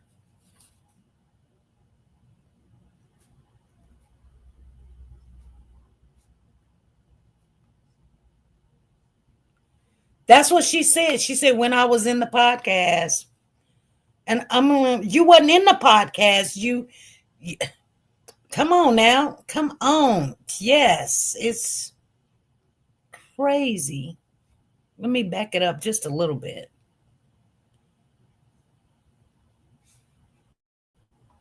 Yes, And the whole time you were there, from your testimony and from that police interview, you said that you never saw her face. yes, And then you did also see some news stories about this case. yes, Yeah, in the podcast that you talked about. Right, there were some podcasts. I had already saw her on the news, but I did not know who she was. Sure. But that was, by seeing those stories, that's how you started to think. Well, I was sent the podcast after some other things that was told to me. That's when I received the podcast. So initially, between the day you were at the shop, right, and then until you started to see that news, at first you didn't make this connection that maybe she was anyone in particular. Not at all. And then through seeing that news, those podcasts, that's when you started to think she No. was. That's not the reason why I thought that. No, but that's the timing, or it's not. I guess you could say that. That's when you started to, at least when you saw those things, that's when you started to wonder. I was wondering before I saw the podcast. Okay, in your She said she was wondering before she saw the podcast. Hold on. Let me see what time that is. 26:42. She was wondering before she saw the podcast. She said I was sent the podcast. She said she was sent the podcast, but she was wondering before she seen the podcast. So that means she was wondering when the baby mama was talking to her. She was wondering before she saw the podcast. She was wondering before she talked to King. She was wondering before. What would make her wonder before? Something. So you guys, something that the baby mama had said to her. Okay? She said, I was wondering before. How could you wonder before she saw the podcast? That's before you even talked to King.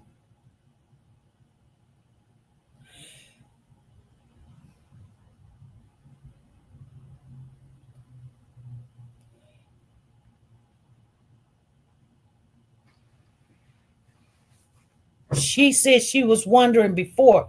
And then she was, I don't think you guys are getting it. I think one or two of you guys are understanding. But come on.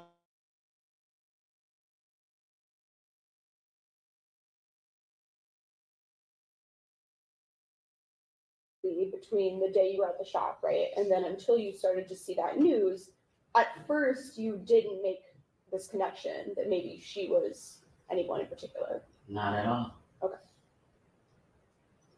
And then through seeing that news, those podcasts, that's when you started to think she No. was. That's not the reason why I thought that. No, but that's the timing, or it's not. I guess you could say that. That's when you started to, at least when you saw those things, that's when you started to wonder. I was wondering before I saw the podcast. Okay, in your police interview that you did, did you tell them that at first when you saw the news, you didn't really make a connection because of not having seen her face? Yes. Okay. So that interview was on February 26th, 2024, right? Yes. And you were having some trouble remembering some of the specific details from January 9th at that point? Not so much as remembering maybe the order I remembered it in. Okay. Were there some times, at least though, when you were asked some questions and some details that you had to say, I can't remember some things? I can't remember now. Okay. And would you agree that at least Like, when it it didn't not. okay.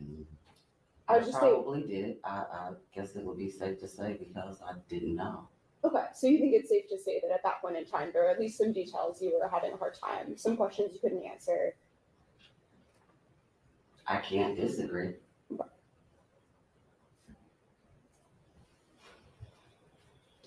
And it was pretty close in time, shortly before that police interview. That was when you first started to think that maybe this girl you'd seen at the shop had been Messiah Harris. Can you repeat that? So the first time you started to think that maybe that child, the one you saw, maybe that was Messiah Harris, that was pretty close in time to the police interview. Maybe about a week or so before. Okay.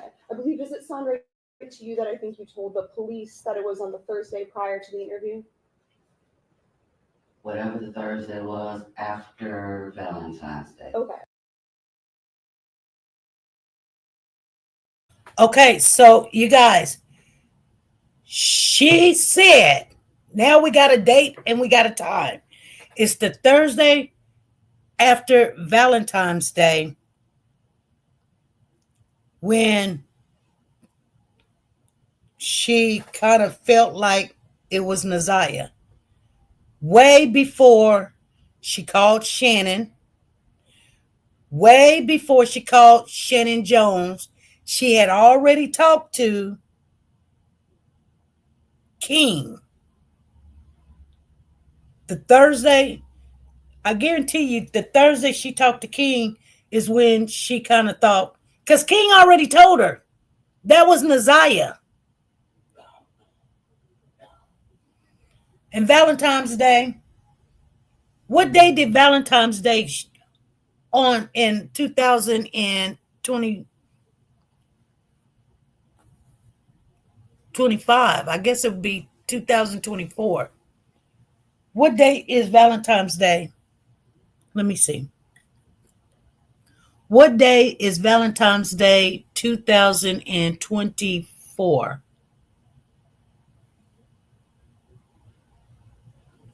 No. What day is Valentine's Day 2025? It's on a Friday.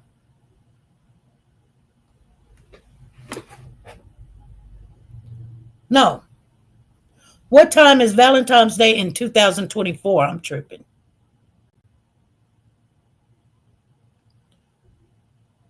It's on a Wednesday. So Valentine's Day 2024 is on a Wednesday. And so King went to jail on a Tuesday. So she had Tuesday, Wednesday, Thursday, Friday, Saturday, Sunday, Monday, Tuesday, Wednesday, Thursday. 10 days. So she's trying to say the 24th is when she talked to King. The 24th, she talked to King. She said that Thursday, before she seen the podcast, if she was so concerned as to who Naziah was that day, she could have made an anonymous call. Exactly. She wondered before she saw the podcast. And they said something had happened to King on 13. And then something happened on the 14th, on Valentine's Day. And she said the Thursday after Valentine's Day, that's when she, before talking to King. Okay. So probably February 22nd. That was the Thursday prior to your interview. Okay. And then when you were at the shop, you primarily saw this child while she was inside a truck, right? I didn't know it was a child in the truck until she kept getting out. Okay, but when you saw her, she was in a truck? I saw her getting out the truck, yes. And were you inside your vehicle? Yes. You arrived in the daylight, right? Yes. And that's, I think, what you're referring to, right? Initially, that's when you didn't yet know somebody was in the truck.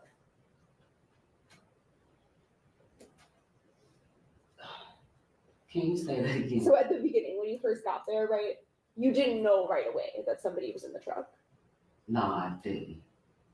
I think you had said before, because it was so light outside, it was a bit difficult to see into the truck. I wasn't really paying attention to his truck. He was outside of it. Sure. And then in your police interview, you referred to then seeing a light in the truck, and that's when you started to see somebody? Yeah, that's when the door opened. Okay, so there's a light turned on, and at the same time a door opened? That's the reason the light was on. Okay, because the truck door was open. Yes. Sure.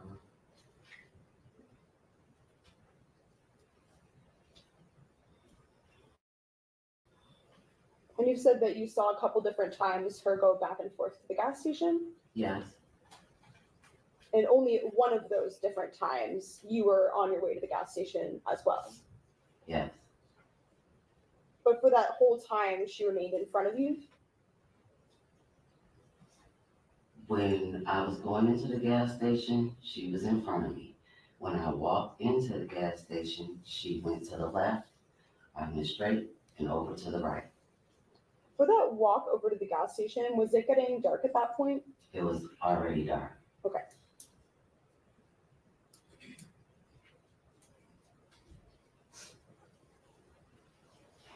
And while she was in the truck, you were not sure exactly which part of the truck this was? I can't remember, no. Okay.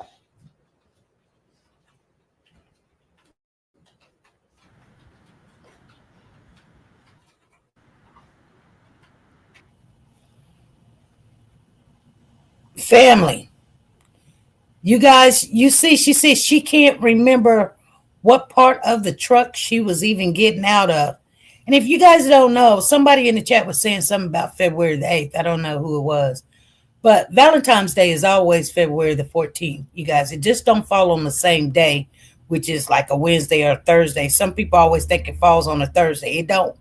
It sometimes fall whenever it falls. It's just like, Christmas is always December the 25th, but it doesn't fall on a Thursday all the time.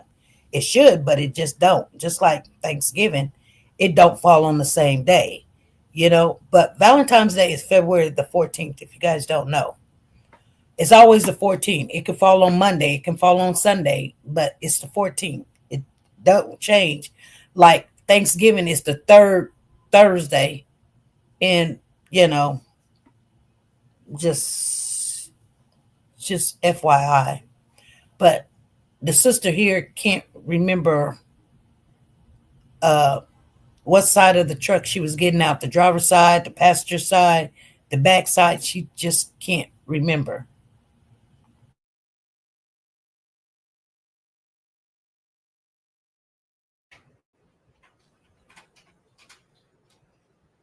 So you understood initially that when you arrived, you'd probably have to wait at the shop sometime? Yes. I think you referred to just one other car he worked on first. Is that all there was before you? It was actually another vehicle out there, but I don't pay my brother to work on my car, so I had to wait until he was done making his money. So Sure. I waited. Sure. So do you know how many cars he worked on before he got to you?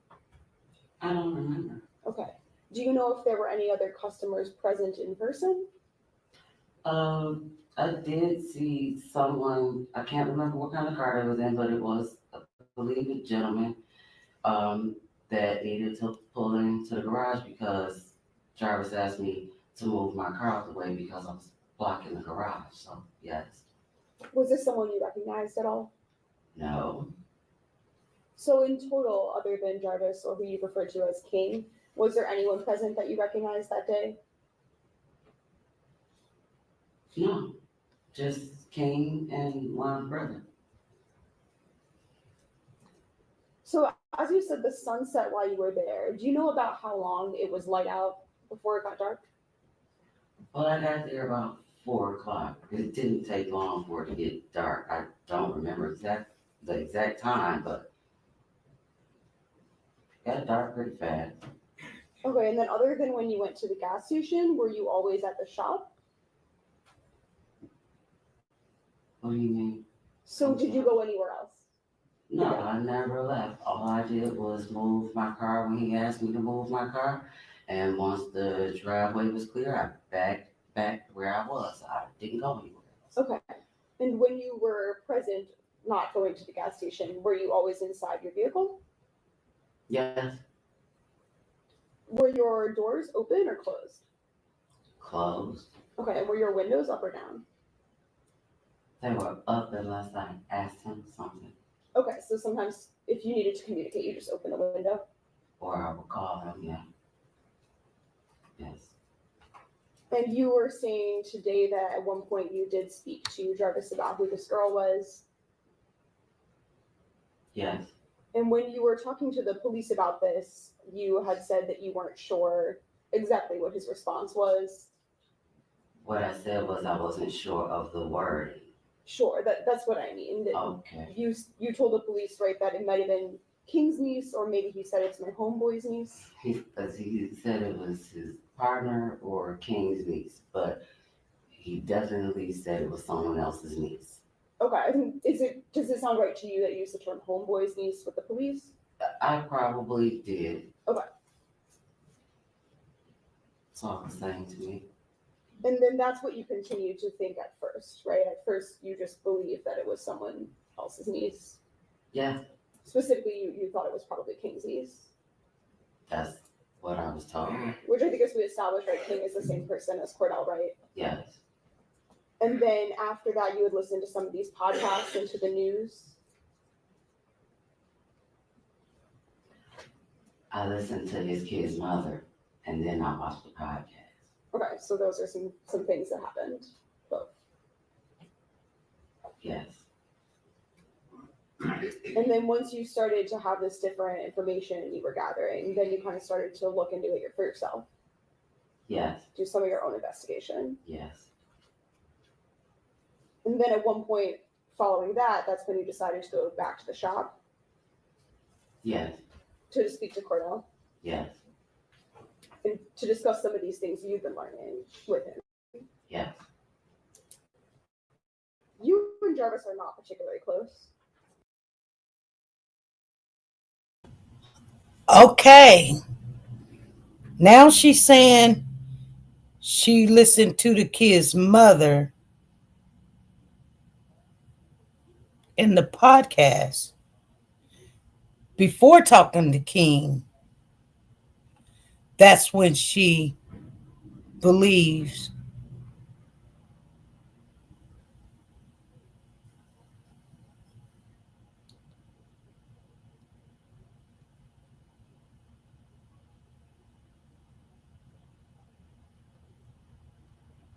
before she say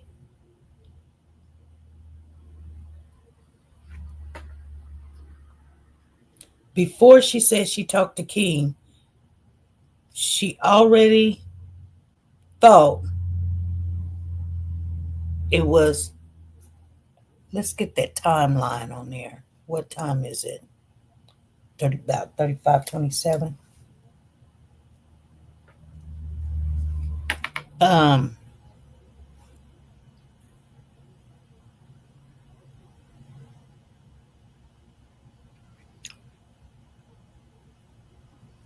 she said when she got done talking to the baby's mama, that's when. What could the baby's mama could have told her?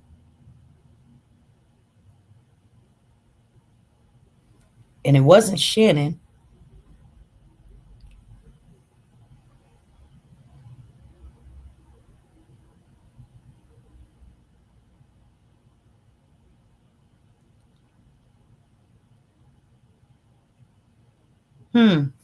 I'm just. She said before she even seen the podcast or talked to King, she kind of thought, but you did not even know you were there.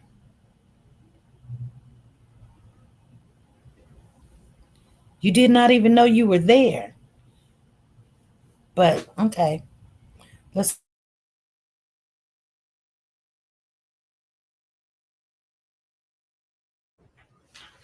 I wouldn't say that we're really distant. I don't see him every day. I don't talk to him every day, but he's my brother. Okay. You, he's your brother, but you don't have a very close relationship, or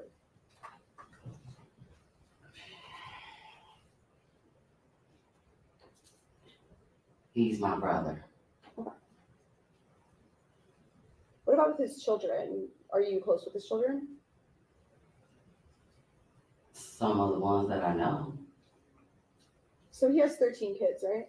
I have no idea. Do you have an idea of around how many kids he has? A lot, Okay. Do some of them live with different mothers? yes. And you don't spend time with all of them? No, So which ones do you know? I don't want to say their names. They're minors, Okay. and I don't want to disclose their identity. Could you just give like a number instead? How many do you know? I'm counting.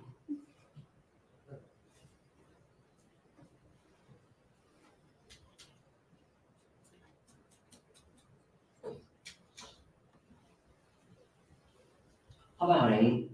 So when you say 8 that you know, does that mean 8 that you have like personal contact with? I have. When is the last time that you've seen any of them?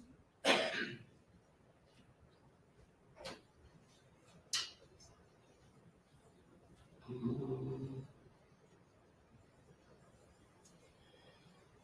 About 2 months ago.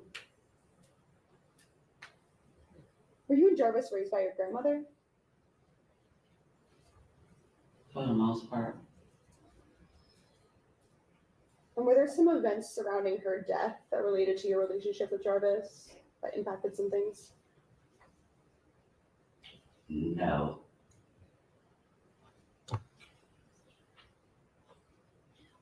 Oh, I have no further questions. Thank you. Any redirect? Yes, Judge. Ms. Butts, you said that there was another reason, there was a different reason that you thought that it was Messiah that you had saw that day.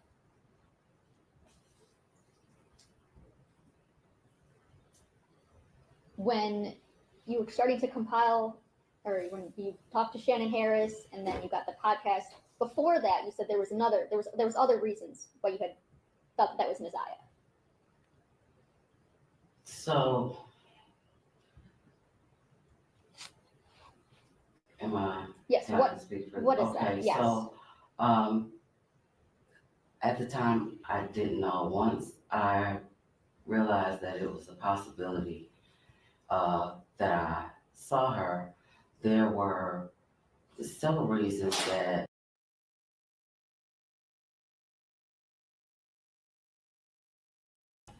Hold up, hold up.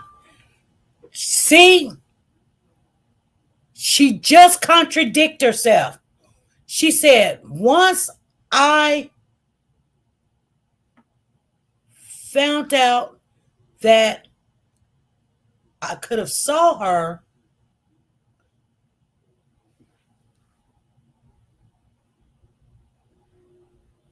that's before the podcast. You said before the podcast. But King is the one that told you after. You called Shannon before, and then you talked to King after. Y'all, I cannot make this up. She said, is woke the God in the building. She said, after I knew there was a possibility, I saw her. But you said it was before the podcast. You already thought that. No. Lisa Calhoun said, yes, she said she talked to his baby mama. But you called Shannon Harris before you went and talked to King. King is the one that told you that was Naziah. So if it's before the podcast and the conversation with Shannon Harris, how can you say after I knew y'all? Because she said, remember, it was before the podcast. The podcast is after. The podcast is before you talk to King. You talk to the baby mama, then you got sent the podcast, then you called Shannon, and then you went and seen King, and then you called Shannon Jones. Okay, this is the order that she said. Baby mama, podcast, call Shannon Jones. Shannon Harris, then call Shannon. But before she called Shannon Jones, she talked to King. Now she's saying before she seen the podcast, she knew she had seen this child. Y'all, I have to go back. I just got to go back and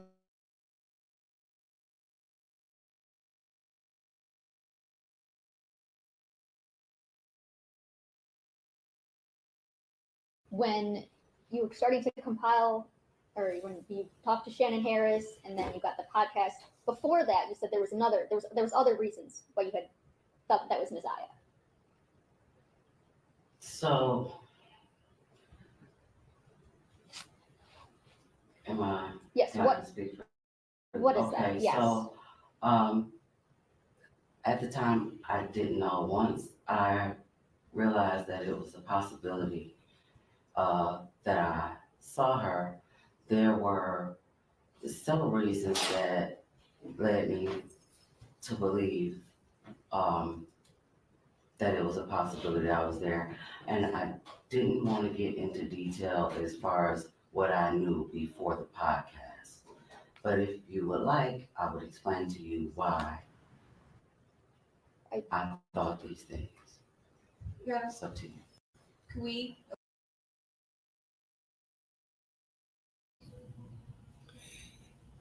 did you guys get it? Did you guys get it? She said before she seen the podcast, she didn't know she seen the child.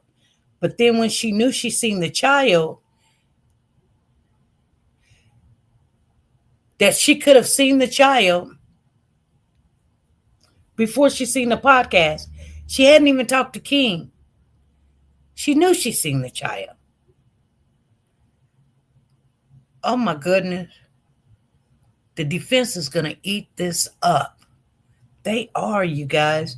They're going to eat it up because if I can go back and say, she said it was before the podcast. So before you received the podcast and talked to the baby mama, you talked to the baby mama, and then you knew that was Naziah before you even talked to King. I don't know if y'all heard it for yourself, but I heard it. Okay, let's finish it up.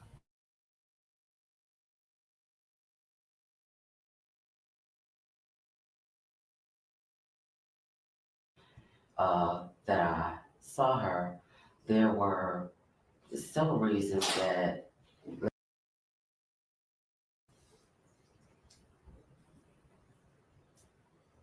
When you were starting to compile, or when you talked to Shannon Harris, and then you got the podcast.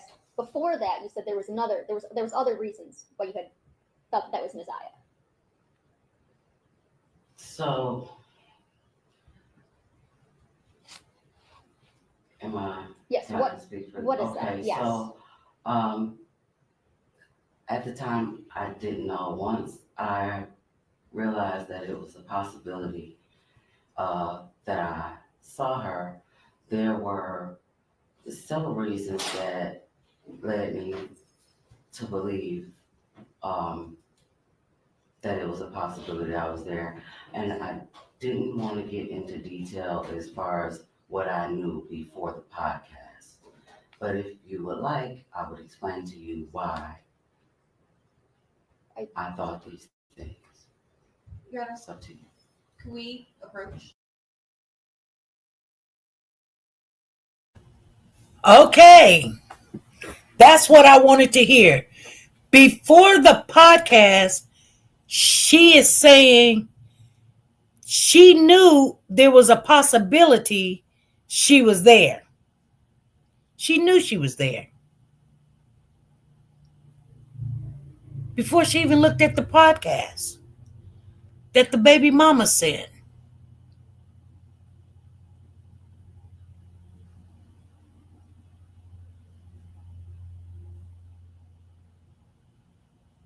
She said, and it was a possibility before. She's talking, the lady asked her, okay, before you called Shannon Harris and before you looked at the podcast, what made you think that that was Naziah? And she says, before I seen the podcast, what made me think I was there?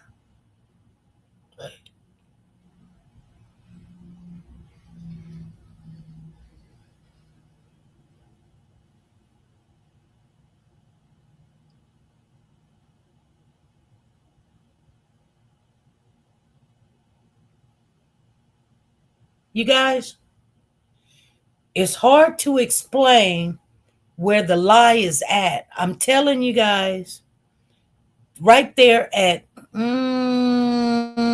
let's see what time it is. It's 38 something.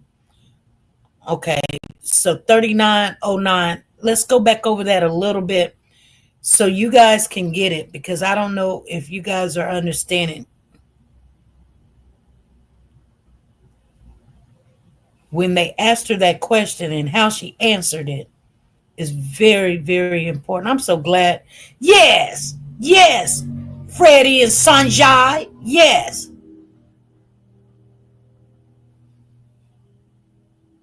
Let's go back over it.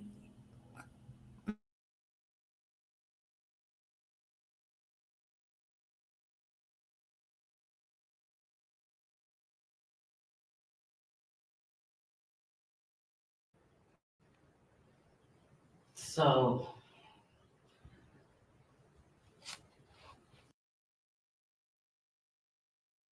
And then you got the podcast. You said that there was another reason. There was a different reason that she thought that it was Naziah that she would saw that day.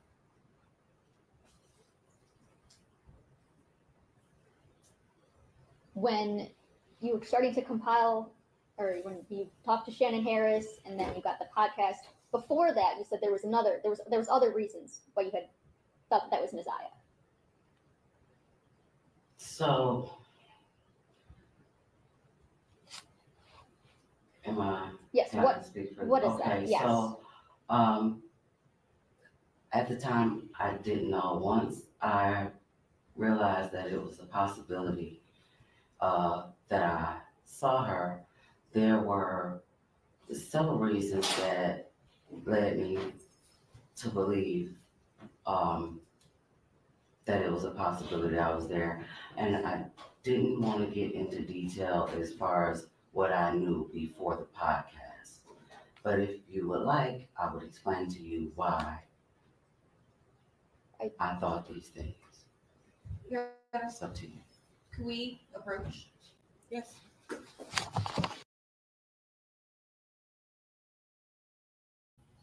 Okay, I know we're trying to get through this and we will be almost done, but something somebody always say, and I'll be like, oh my goodness, we got to stop putting in words that's not in there because we do that. And then we wondering how we get to the understanding that we get to. And and I'm just gonna have to call Lisa Calhoun. Lisa's like, who me? Yes, you, baby. Cause we done this earlier.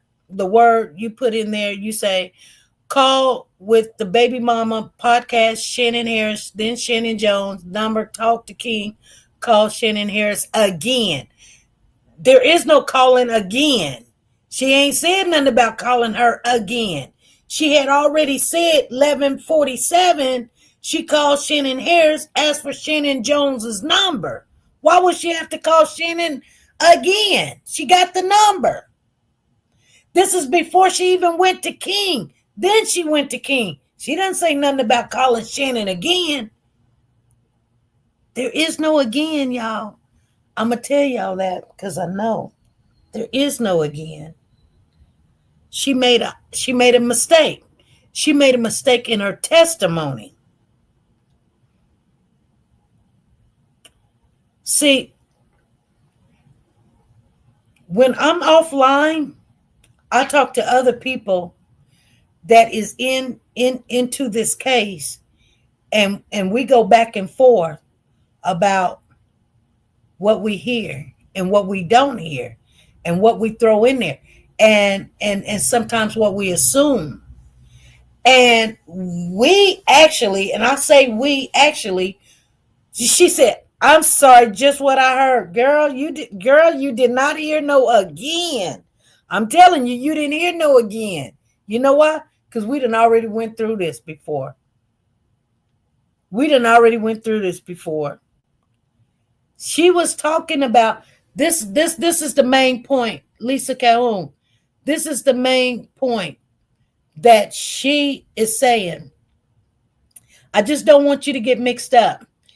Don't say. She said, "I'm sorry, girl. Don't be sorry." The main point is that she said before the podcast, she already knew she had seen this child. That's before she even called Shannon Harris. Because she said, "What made you think before talking to Shannon Harris and seeing the podcast, what makes you think that something?" And she said she said before I seen this, I can't even explain it to you guys because I know I can't explain it as good as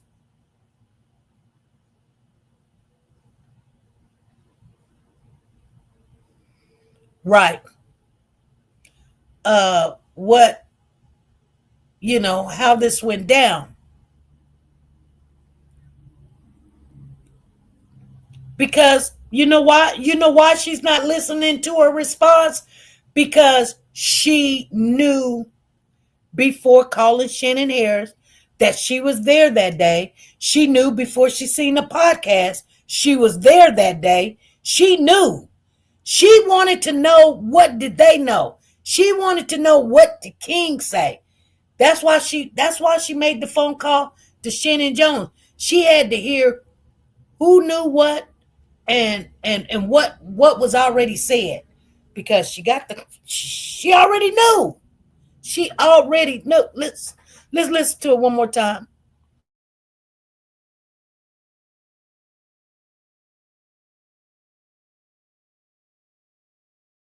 That she thought that it was Messiah that she would solve it that day.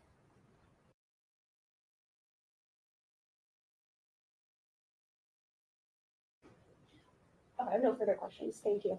Any redirect? Yes, Judge. Ms. Butts, you said that there was another reason. There was a different reason that you thought that it was Messiah that she would solve it that day.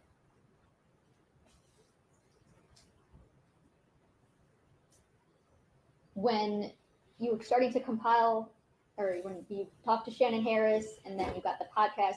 Before that, you said there was other reasons why you had thought that was Messiah. So, am I? Yes. Can I speak for What is okay, that? Yes. So,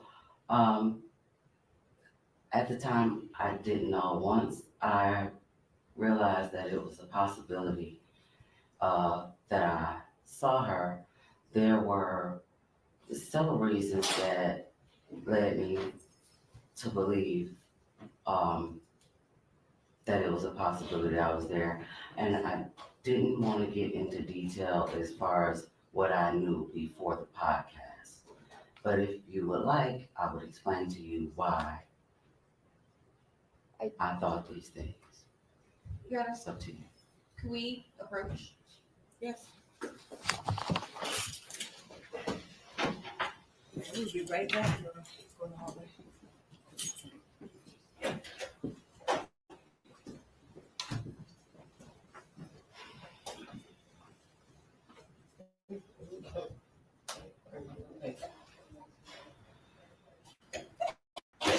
What is it that she knew before seeing the podcast? What is it that why did she think she was there before the podcast that she knew she was there?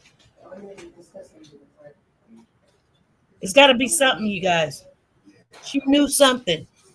She knew something to make her believe she was there that day. She knows something. That right there, and then they got to go talk about it. They be like, well, we don't, there's enough. I can pretty much tell you what they're saying right now. They're sitting there saying there's enough evidence. We don't have to put it all out there right now, you know. But she knows something.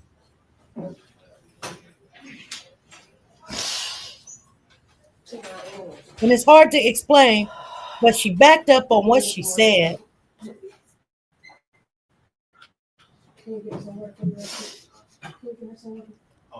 And there's Jarvis. And everybody said he never did look up at his sister, but he did. He looked up at her and tears was coming down from his eyes.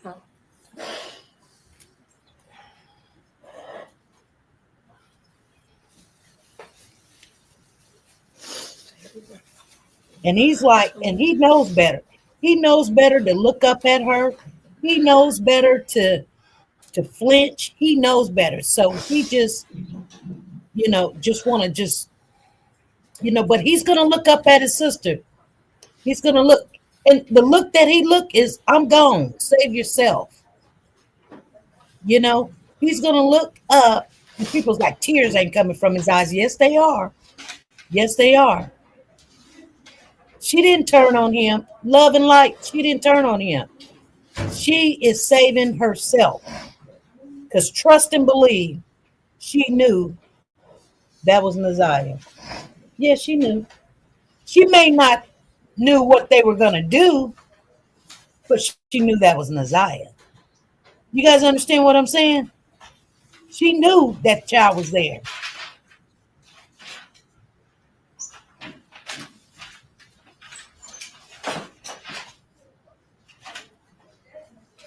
She's not turned on him. She just have to tell what she was there. And if she had anything to do with it. She may not have nothing to do with it. She could have. But she knew. I'm telling you guys. I spoke to her myself. I know for a fact, just, she just, okay. Can you do some more? No, just it. Okay. I got like 2 items.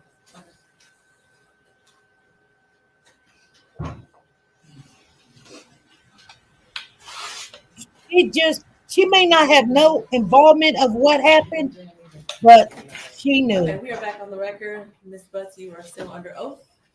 Ms. Swift, you go right ahead. Thank you. So, Ms. Woods, what's the sources of these reasons that you have? Are these things that you know from your personal knowledge? Are these things that you observe yourself?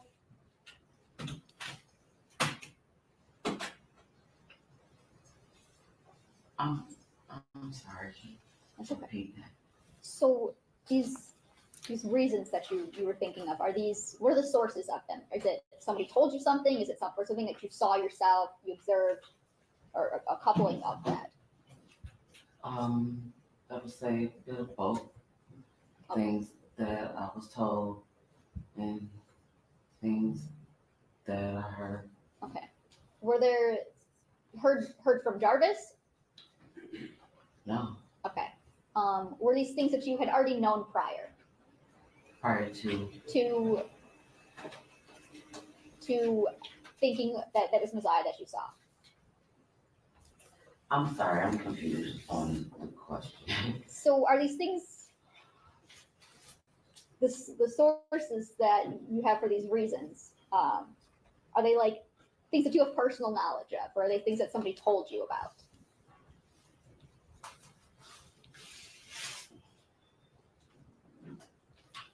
These were things that I was told.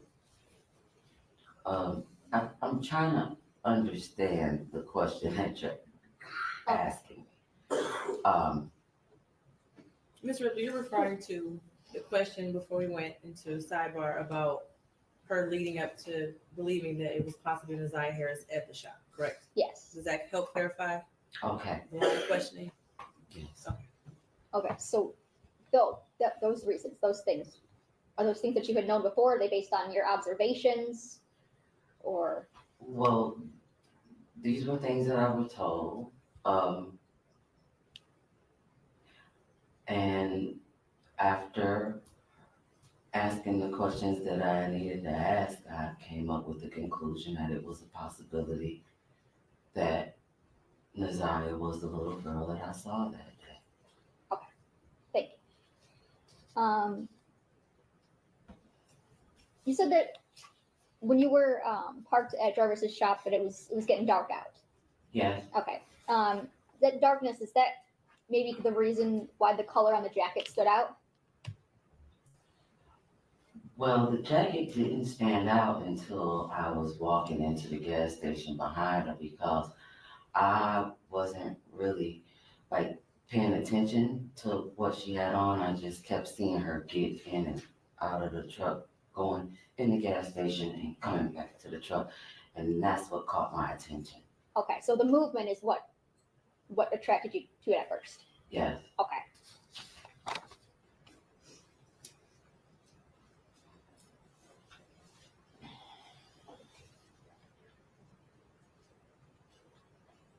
Nothing for the judge. Nothing further. Okay, Mr. Bessie, you're done testifying.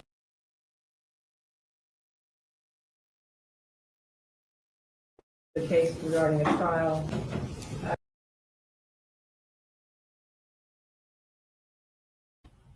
Okay. So, Jacqueline Blackwell is in the building. How you doing, Miss Jacqueline? And she is a member, y'all.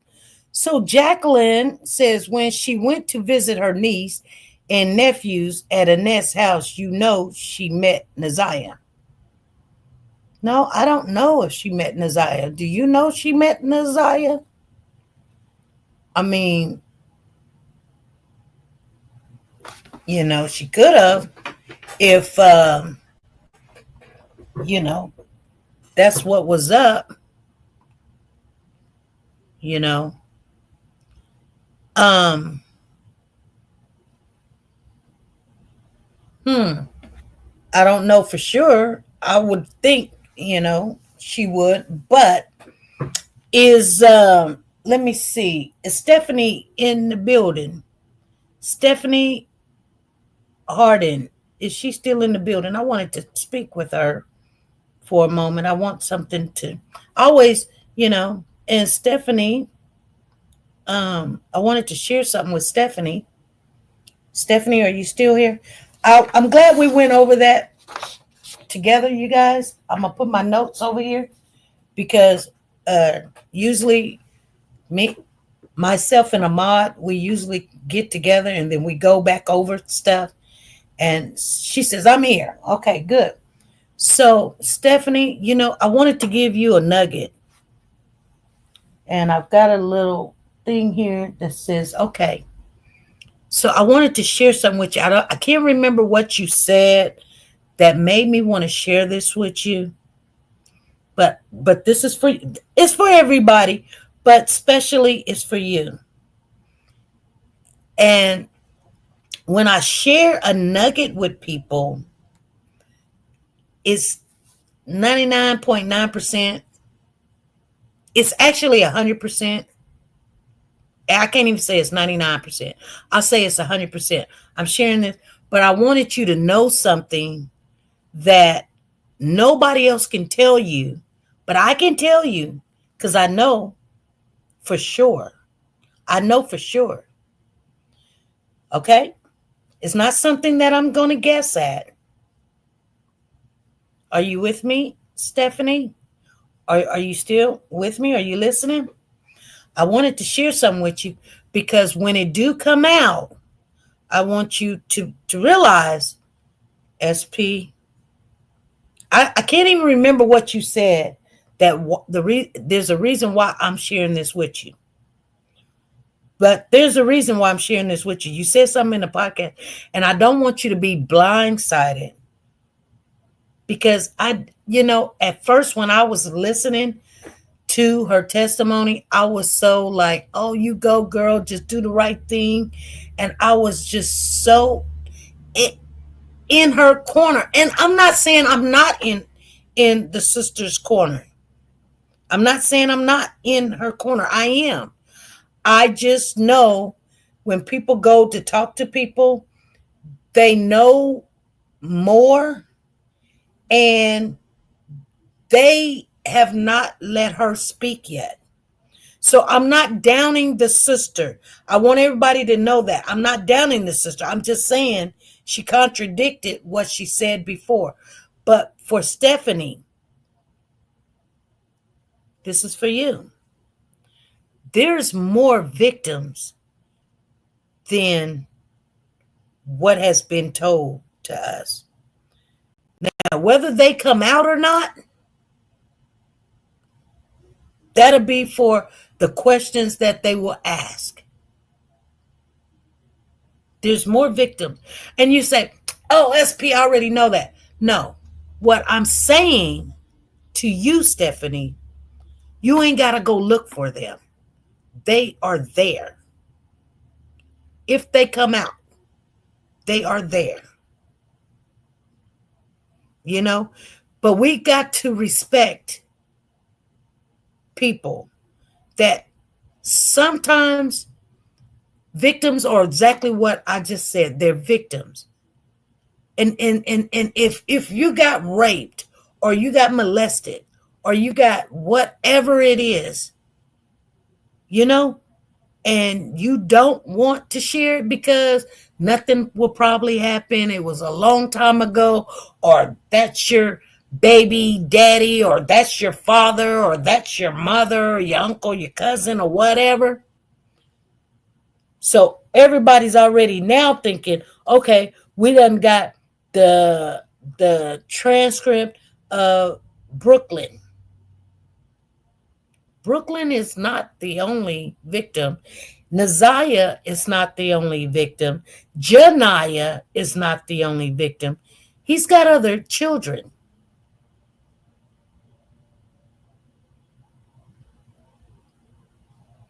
And that's all I'm going to say. And I think if they dig deep enough, you know what? If they dig deep enough,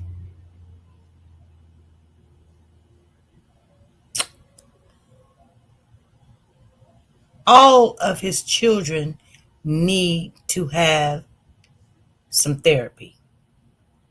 I'll put it like that. She said that I didn't think that the sister was one of his victims.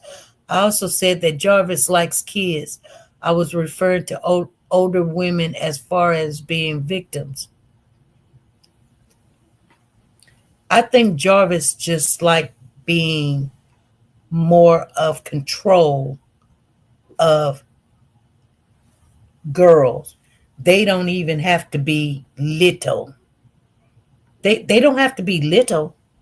He just likes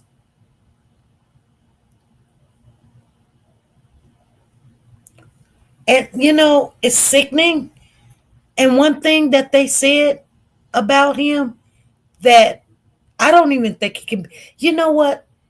The more I get onto this case, I understand that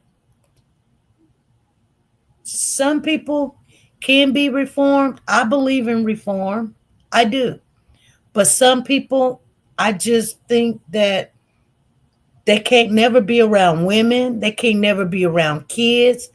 And, thank God he's not, he was out here just grabbing people and doing God knows what, breaking into houses and doing stuff. So eventually he was going to get caught anyway. And I tell you guys what, and this is for everyone. Yeah, when this case come out, you're going to hear a lot of stuff. Now, you know, I just hope and pray that the sister's not involved. I hope and pray the sister's not involved. I can't tell you she is. I can't tell you she's not. I can tell you she knew prior to calling King. She knew that was Naziah. She knew. She had to. She knew. And you know, she knew she was there. And I'm pretty sure they're going to catch all of that. And they're going to see right now, they're just being really nicey. They were being really nicey to her. She got a little smart with them. They get a little smart with her and blase. But I guarantee you, when they get in that courtroom come in October, all deals are off. They're going to, you know what? They're going to try to get him off. And the only way they can get him off is to trap her in her trap. And he'll probably tell them to back off of her or whatever. I don't know. But, uh, she knows a lot. Yeah, she knows her brother. She knows him, and this is why I'm trying to say to you guys, like,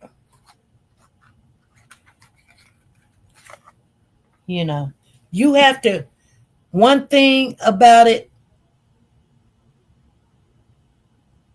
is she loves her brother and he loves her. And he's embarrassed that they know about the whole situation and that they're involved in the whole situation and that he acted on something. And I don't know what happened. I can't tell you, just like they can't tell you what happened. But I just wanted Stephanie to know that, I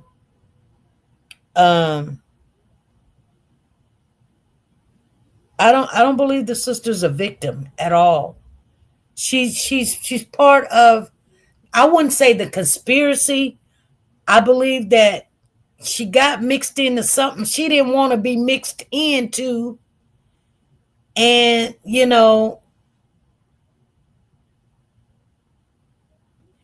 she said there is no telling why she was really at the shop. Of course, she's going to say to get her car looked at. She kept saying getting her car looked at. But remember when they said, she said, I don't pay my brother to work on my car. Now you're saying work on your car. You didn't want nobody else to say work on your car, but you said work on your car. When you telling everybody else to don't say work on your car, to look at your car. I was like, okay, now, see what I'm saying? That's a little bit of, I want control. I want everybody to know you ain't going to just talk to me any kind of way and all this other stuff. I'm here because I chose to be here. Didn't nobody reach out and touch me. I called them. They did not call me. Oh, they was going to call her sooner or later because she don't know if King told them something or not. You know what I'm saying? Was she helping with the getting rid of the baby? Just thinking. Exactly, love and light. I thought, I was thinking about that too. As far as being nervous, of course she's nervous. Anybody would have been nervous, I would have been nervous. You sitting there questioning me, and then I don't know if you're going to ask me something about this and something about that. But y'all also got to remember there's other reasons why people are nervous too. She could have been nervous. I'm just saying, I'm not giving her a pass, you guys. I'm just saying, like, if everybody would have came in and just told the truth, then they probably would have been able to find Naziah. You know what I'm saying? But when they picked up King, and then then she called and all this other stuff. There's so much has happened that, and I'm so glad that I don't know Naziah, King, Jarvis, and all of them are live in that town. I'm just so happy that, yeah, we do make bad decisions and it looks bad. And sometimes we'll take it to the grave. There's things about me, I'll just take it to the grave. Yeah, I ain't telling nobody. I make mistakes. I made a mistake a week ago. That, you know what? I've told somebody and they know the truth. But I'll take it to the grave. I ain't gonna sit there and just be like, oh, let me just tell y'all everything I did wrong or bad or whatever. No, no, no, no, no. Or I didn't tell the full story or because sometimes people don't want to hear the truth. They don't. They don't. They don't want to hear the truth. And they don't want to hear the truth. If you told them the truth, all heck will break loose. I've had people come to me about certain stuff, and I know if I told them the truth, which I want to tell them the truth, but I know that's not what they want to hear. But I know if I tell them a fabricated lie, they will believe more of the lie than me to tell them the truth. Now, I'm not saying that she had something to do with Jarvis taking this baby out. I'm just saying she does look suspicious parking a car the way that she parked the car and saying that she didn't see this baby's face and saying that the baby was getting in and out, in and out, in and out. If I told you if this child was or this woman was she's parked right in front of me. I mean, directly in front of me where my front window is looking at her front window, but I'm in a car and she's in a truck and you're getting in and out, in and out. If I can tell you were getting in and out, in and out, in and out, I would also be able to tell you what door you was getting in and out, in and out, in and out. Because you will picture it in your mind as you're seeing the cars face you. Was you getting on the left side or the right side? You could have said something. You just saying you just don't even know.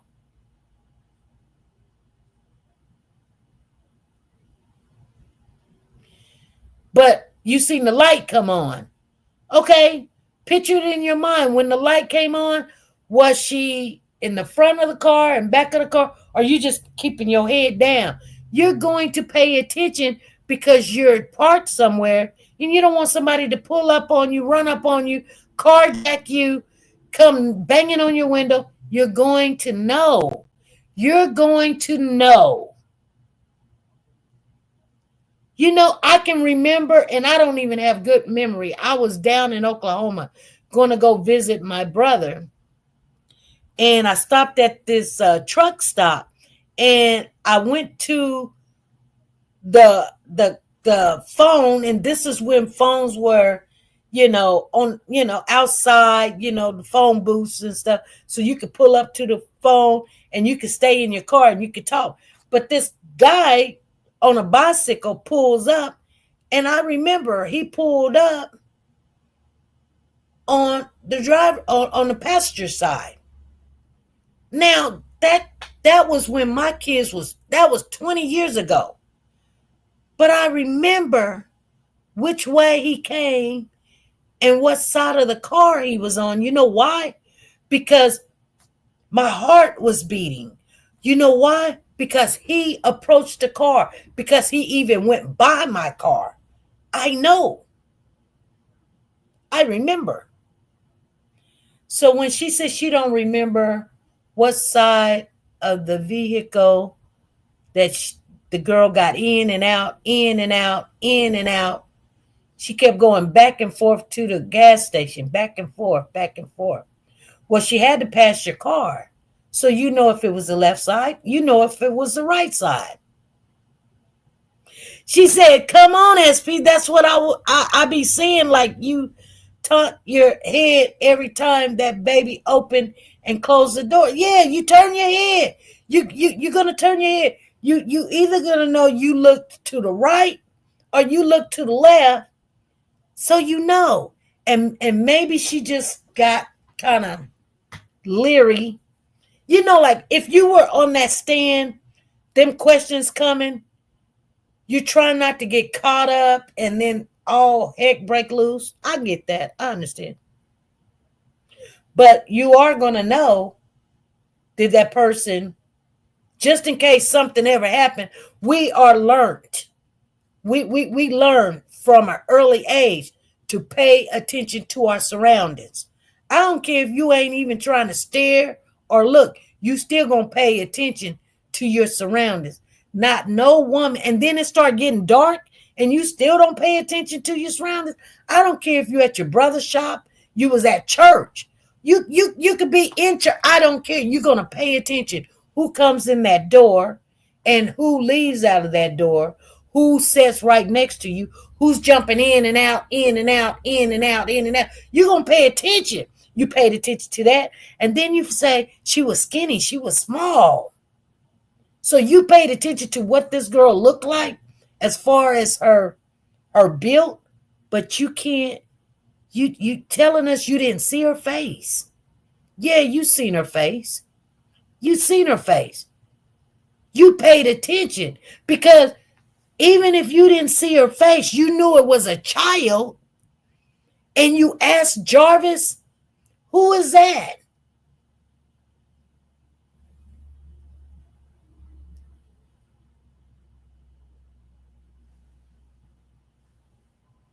You knew. You knew that. You may not want nobody else to know you knew, but you knew it was a child. And she has to pass you by because you're in front of the bays, and the car that's directly in front of you is over by the gate, but right in front of you, pointing your direction. So yeah.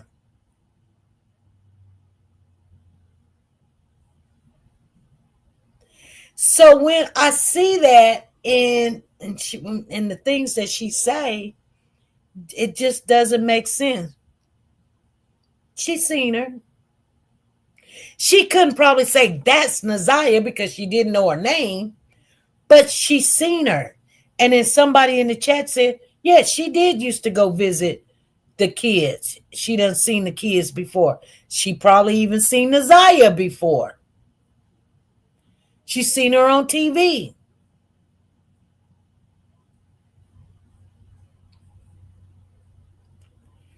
Because if nobody told you, especially before you even talked to King, that you seen that you could have been there that day, before King told you that that was Naziah,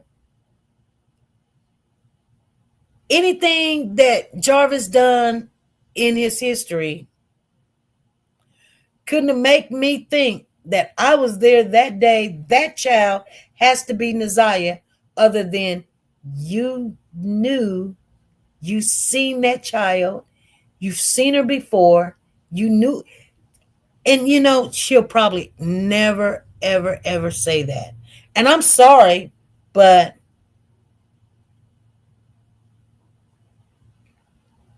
she knew that was not Jarvis's daughter. Exactly. She knew that. So she asked King for the restroom, but didn't ask him why his niece was in Jarvis's truck. Well,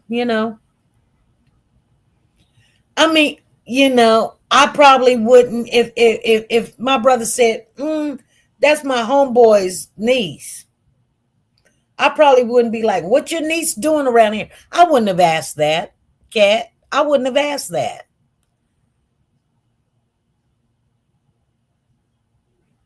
But you know,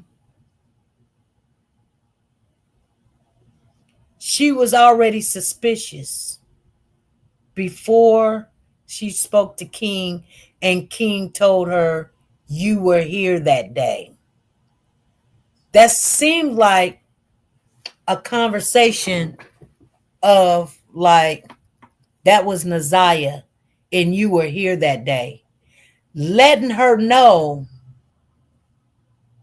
you know, huh, you better say something about you were here, because if you don't, and they find out that you were here, they're going to think that you had something to do with it. Go ahead and tell them that you were here. But she wanted to know what King had said. She had to. Anybody in their right mind. You didn't just go there because you just wanted to chit chat. You wanted to know, what did King tell them? And what all do they know? Because if King did not know that the sister was there, I don't think she would have said anything. I'm going to tell y'all something. I'm not perfect myself. But me being the sister, I wouldn't have said nothing either. Because that's I'm just saying, y'all. I wouldn't have said, if I wouldn't, some people be like, SP. No. Tell the truth. Just tell the truth. We're all human. That's why I'm telling y'all. I'm gonna just be honest. Like, even if I had a suspicious, but only reason why I would call Shannon Jones is because somebody else know that I was there. That's the only reason I would say something. The only reason I would say something. Because I don't know if my brother done something or not. But I wouldn't put myself in the situation when you ain't called me or asked me nothing. I know good and well I ain't done nothing. So why would I put myself in the equation? I'm going to put myself in the equation because, not because it's the right thing to do. That's right. It ain't even my problem.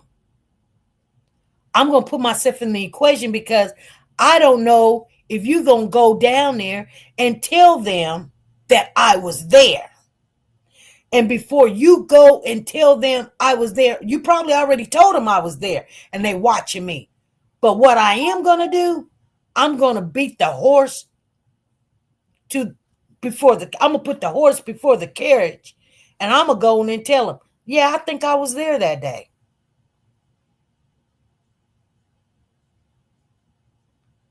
She already knew she was there that day. She even said she knew she was there. She said, you know, when I really started believing I was there that day, before talking to King, before the podcast, before Shannon Harris, before all that. Now, what if she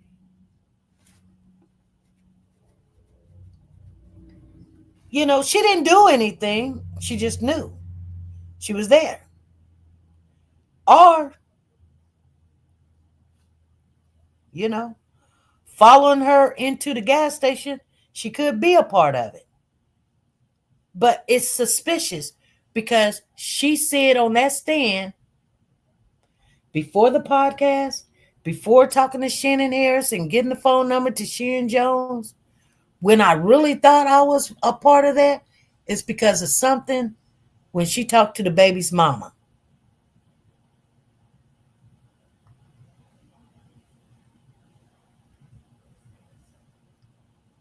Okay? And you guys want to know what the most important thing of that whole testimony is? That part right there. She already knew before the podcast, before calling Shannon Harris, before talking to King, she already was putting the puzzle together. The questions that she asked, the answers that she got. What do that got to do with anybody else know that you were there? Nobody else knew you were there. They couldn't even help you understand that you were there. The only people that could have put you there was King and Jarvis. The baby mama couldn't put you there unless she know you were there. Now, they could have told you about some other stuff. They could have told you about some history you didn't know. They could have told you about all that. But once she found out that King got arrested and down there to the courthouse, they were doing an interrogation with King, that's when she decided, I'll just call them and I'll talk to them.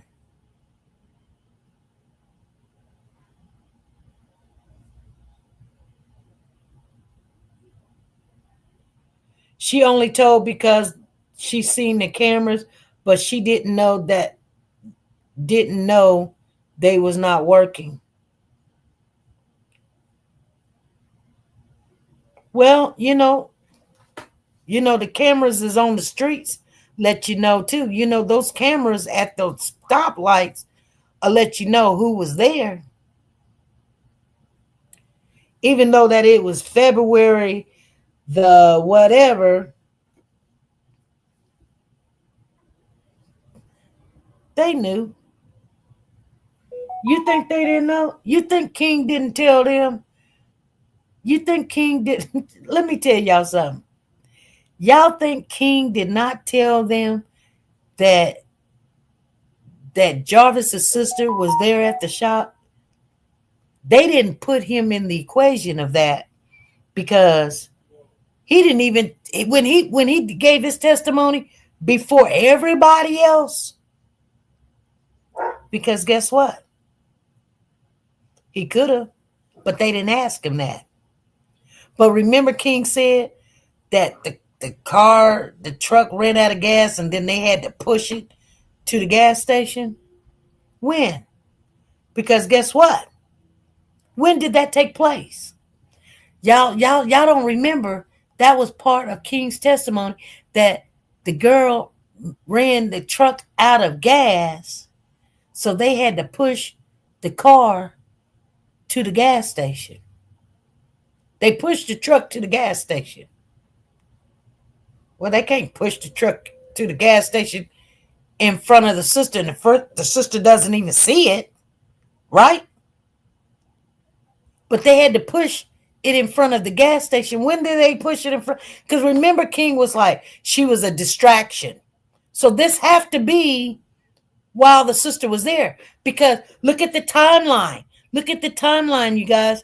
At 6:18, King, Jarvis, and Nazario was supposed to be on the highway headed to Ypsilanti.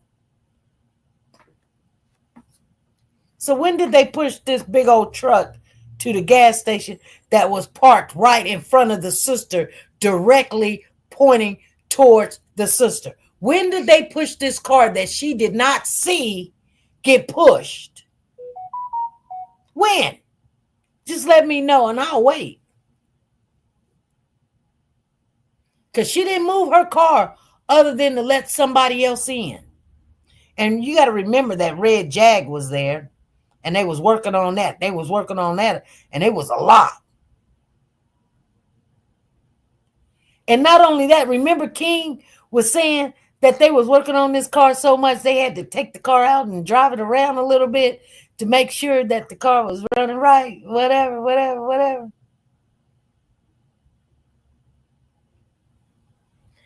Yeah, but the sister said she only moved the car so somebody else can come in. She didn't say nothing about the red Jag.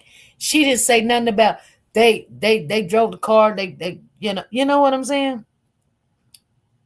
Anyway, but she stated she had to move the car out the way, and she moved it right back.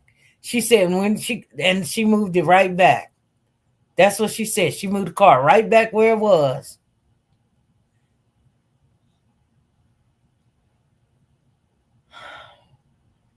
I'm gonna tell y'all something. I'm gonna get off of here. We've been on here for 3 hours, but I'm gonna tell y'all something. You know,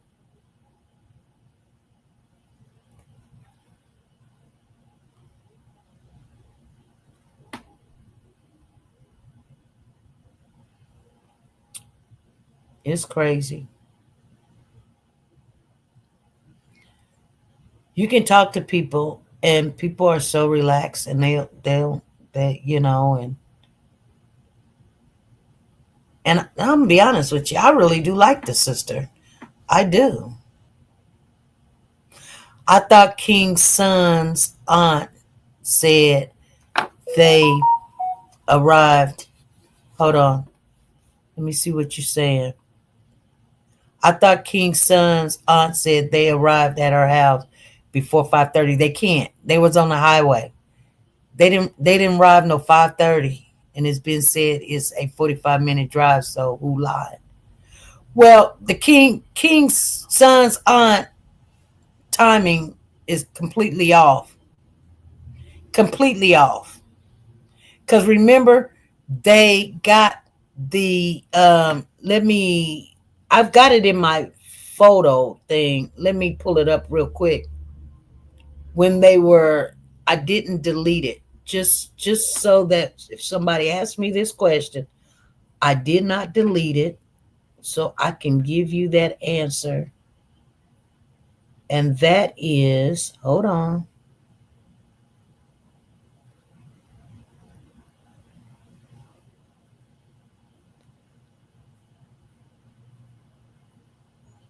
Because I said I was going to keep that. Let me see if this is it. No, no, that ain't it right there. That ain't it. That ain't it.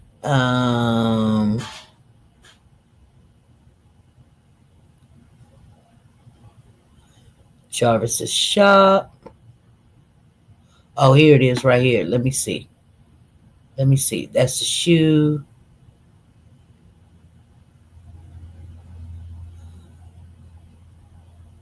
Okay, January the 10th, 11:40 to 11. Okay, right here. 4 calls, January the 9th at 8:22 to 8:59.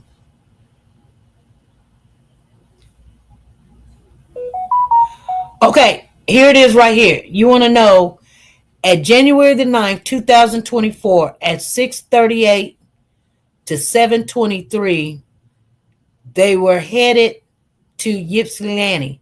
At 6:38, he was already on the highway at 6:38. So they could not have been at Ypsilanti at 5:30. At 6:38, they were on the highway. It says January the 9th, 2024. The phone record sheds light on Jarvis bus location.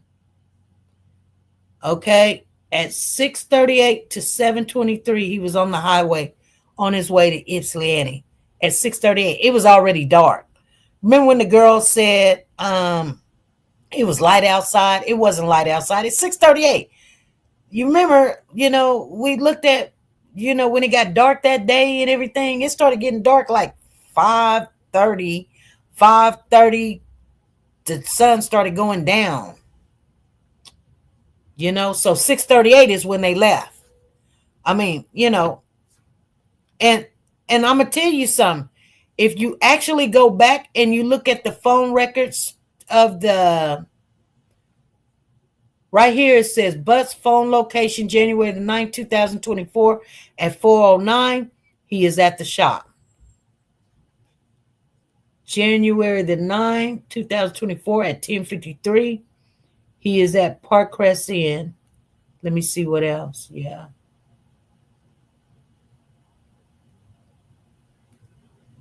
Yeah. I just wanted to share that. But anyway, you guys, we'll talk a little bit more about this. This has been a long, long live. I didn't mean for it to be this long, but I wanted to go back over that, and I knew going back over it, we're not going to have times like this, as you know, down the road. You know, it's got dark at 5:18 that day. Yes, thank you. But what time did GPS say the sister left? 6:18. Yeah. No. The sister left at. The sister left. It was like 5:53 or something. Wasn't it like 5:53 or something like that? It was close to 6 o'clock.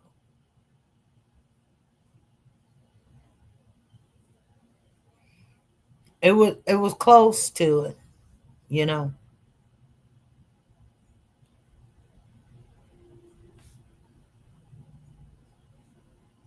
Anyway, I'm sure the attorney has the timeline. Yeah. See you all later. You guys, thank you guys for showing up.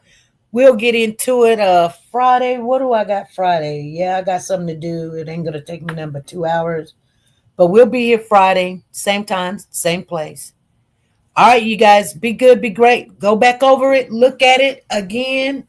Let me know what you're thinking about it. We're going to talk about it some more. But I'm not trying to throw the sister under the bus. That is not what I'm trying to do. Just let's keep going over it, you guys. All right. I'll see you guys later. And yes, let's see who the 3 is that's coming in on that. All right. Bye.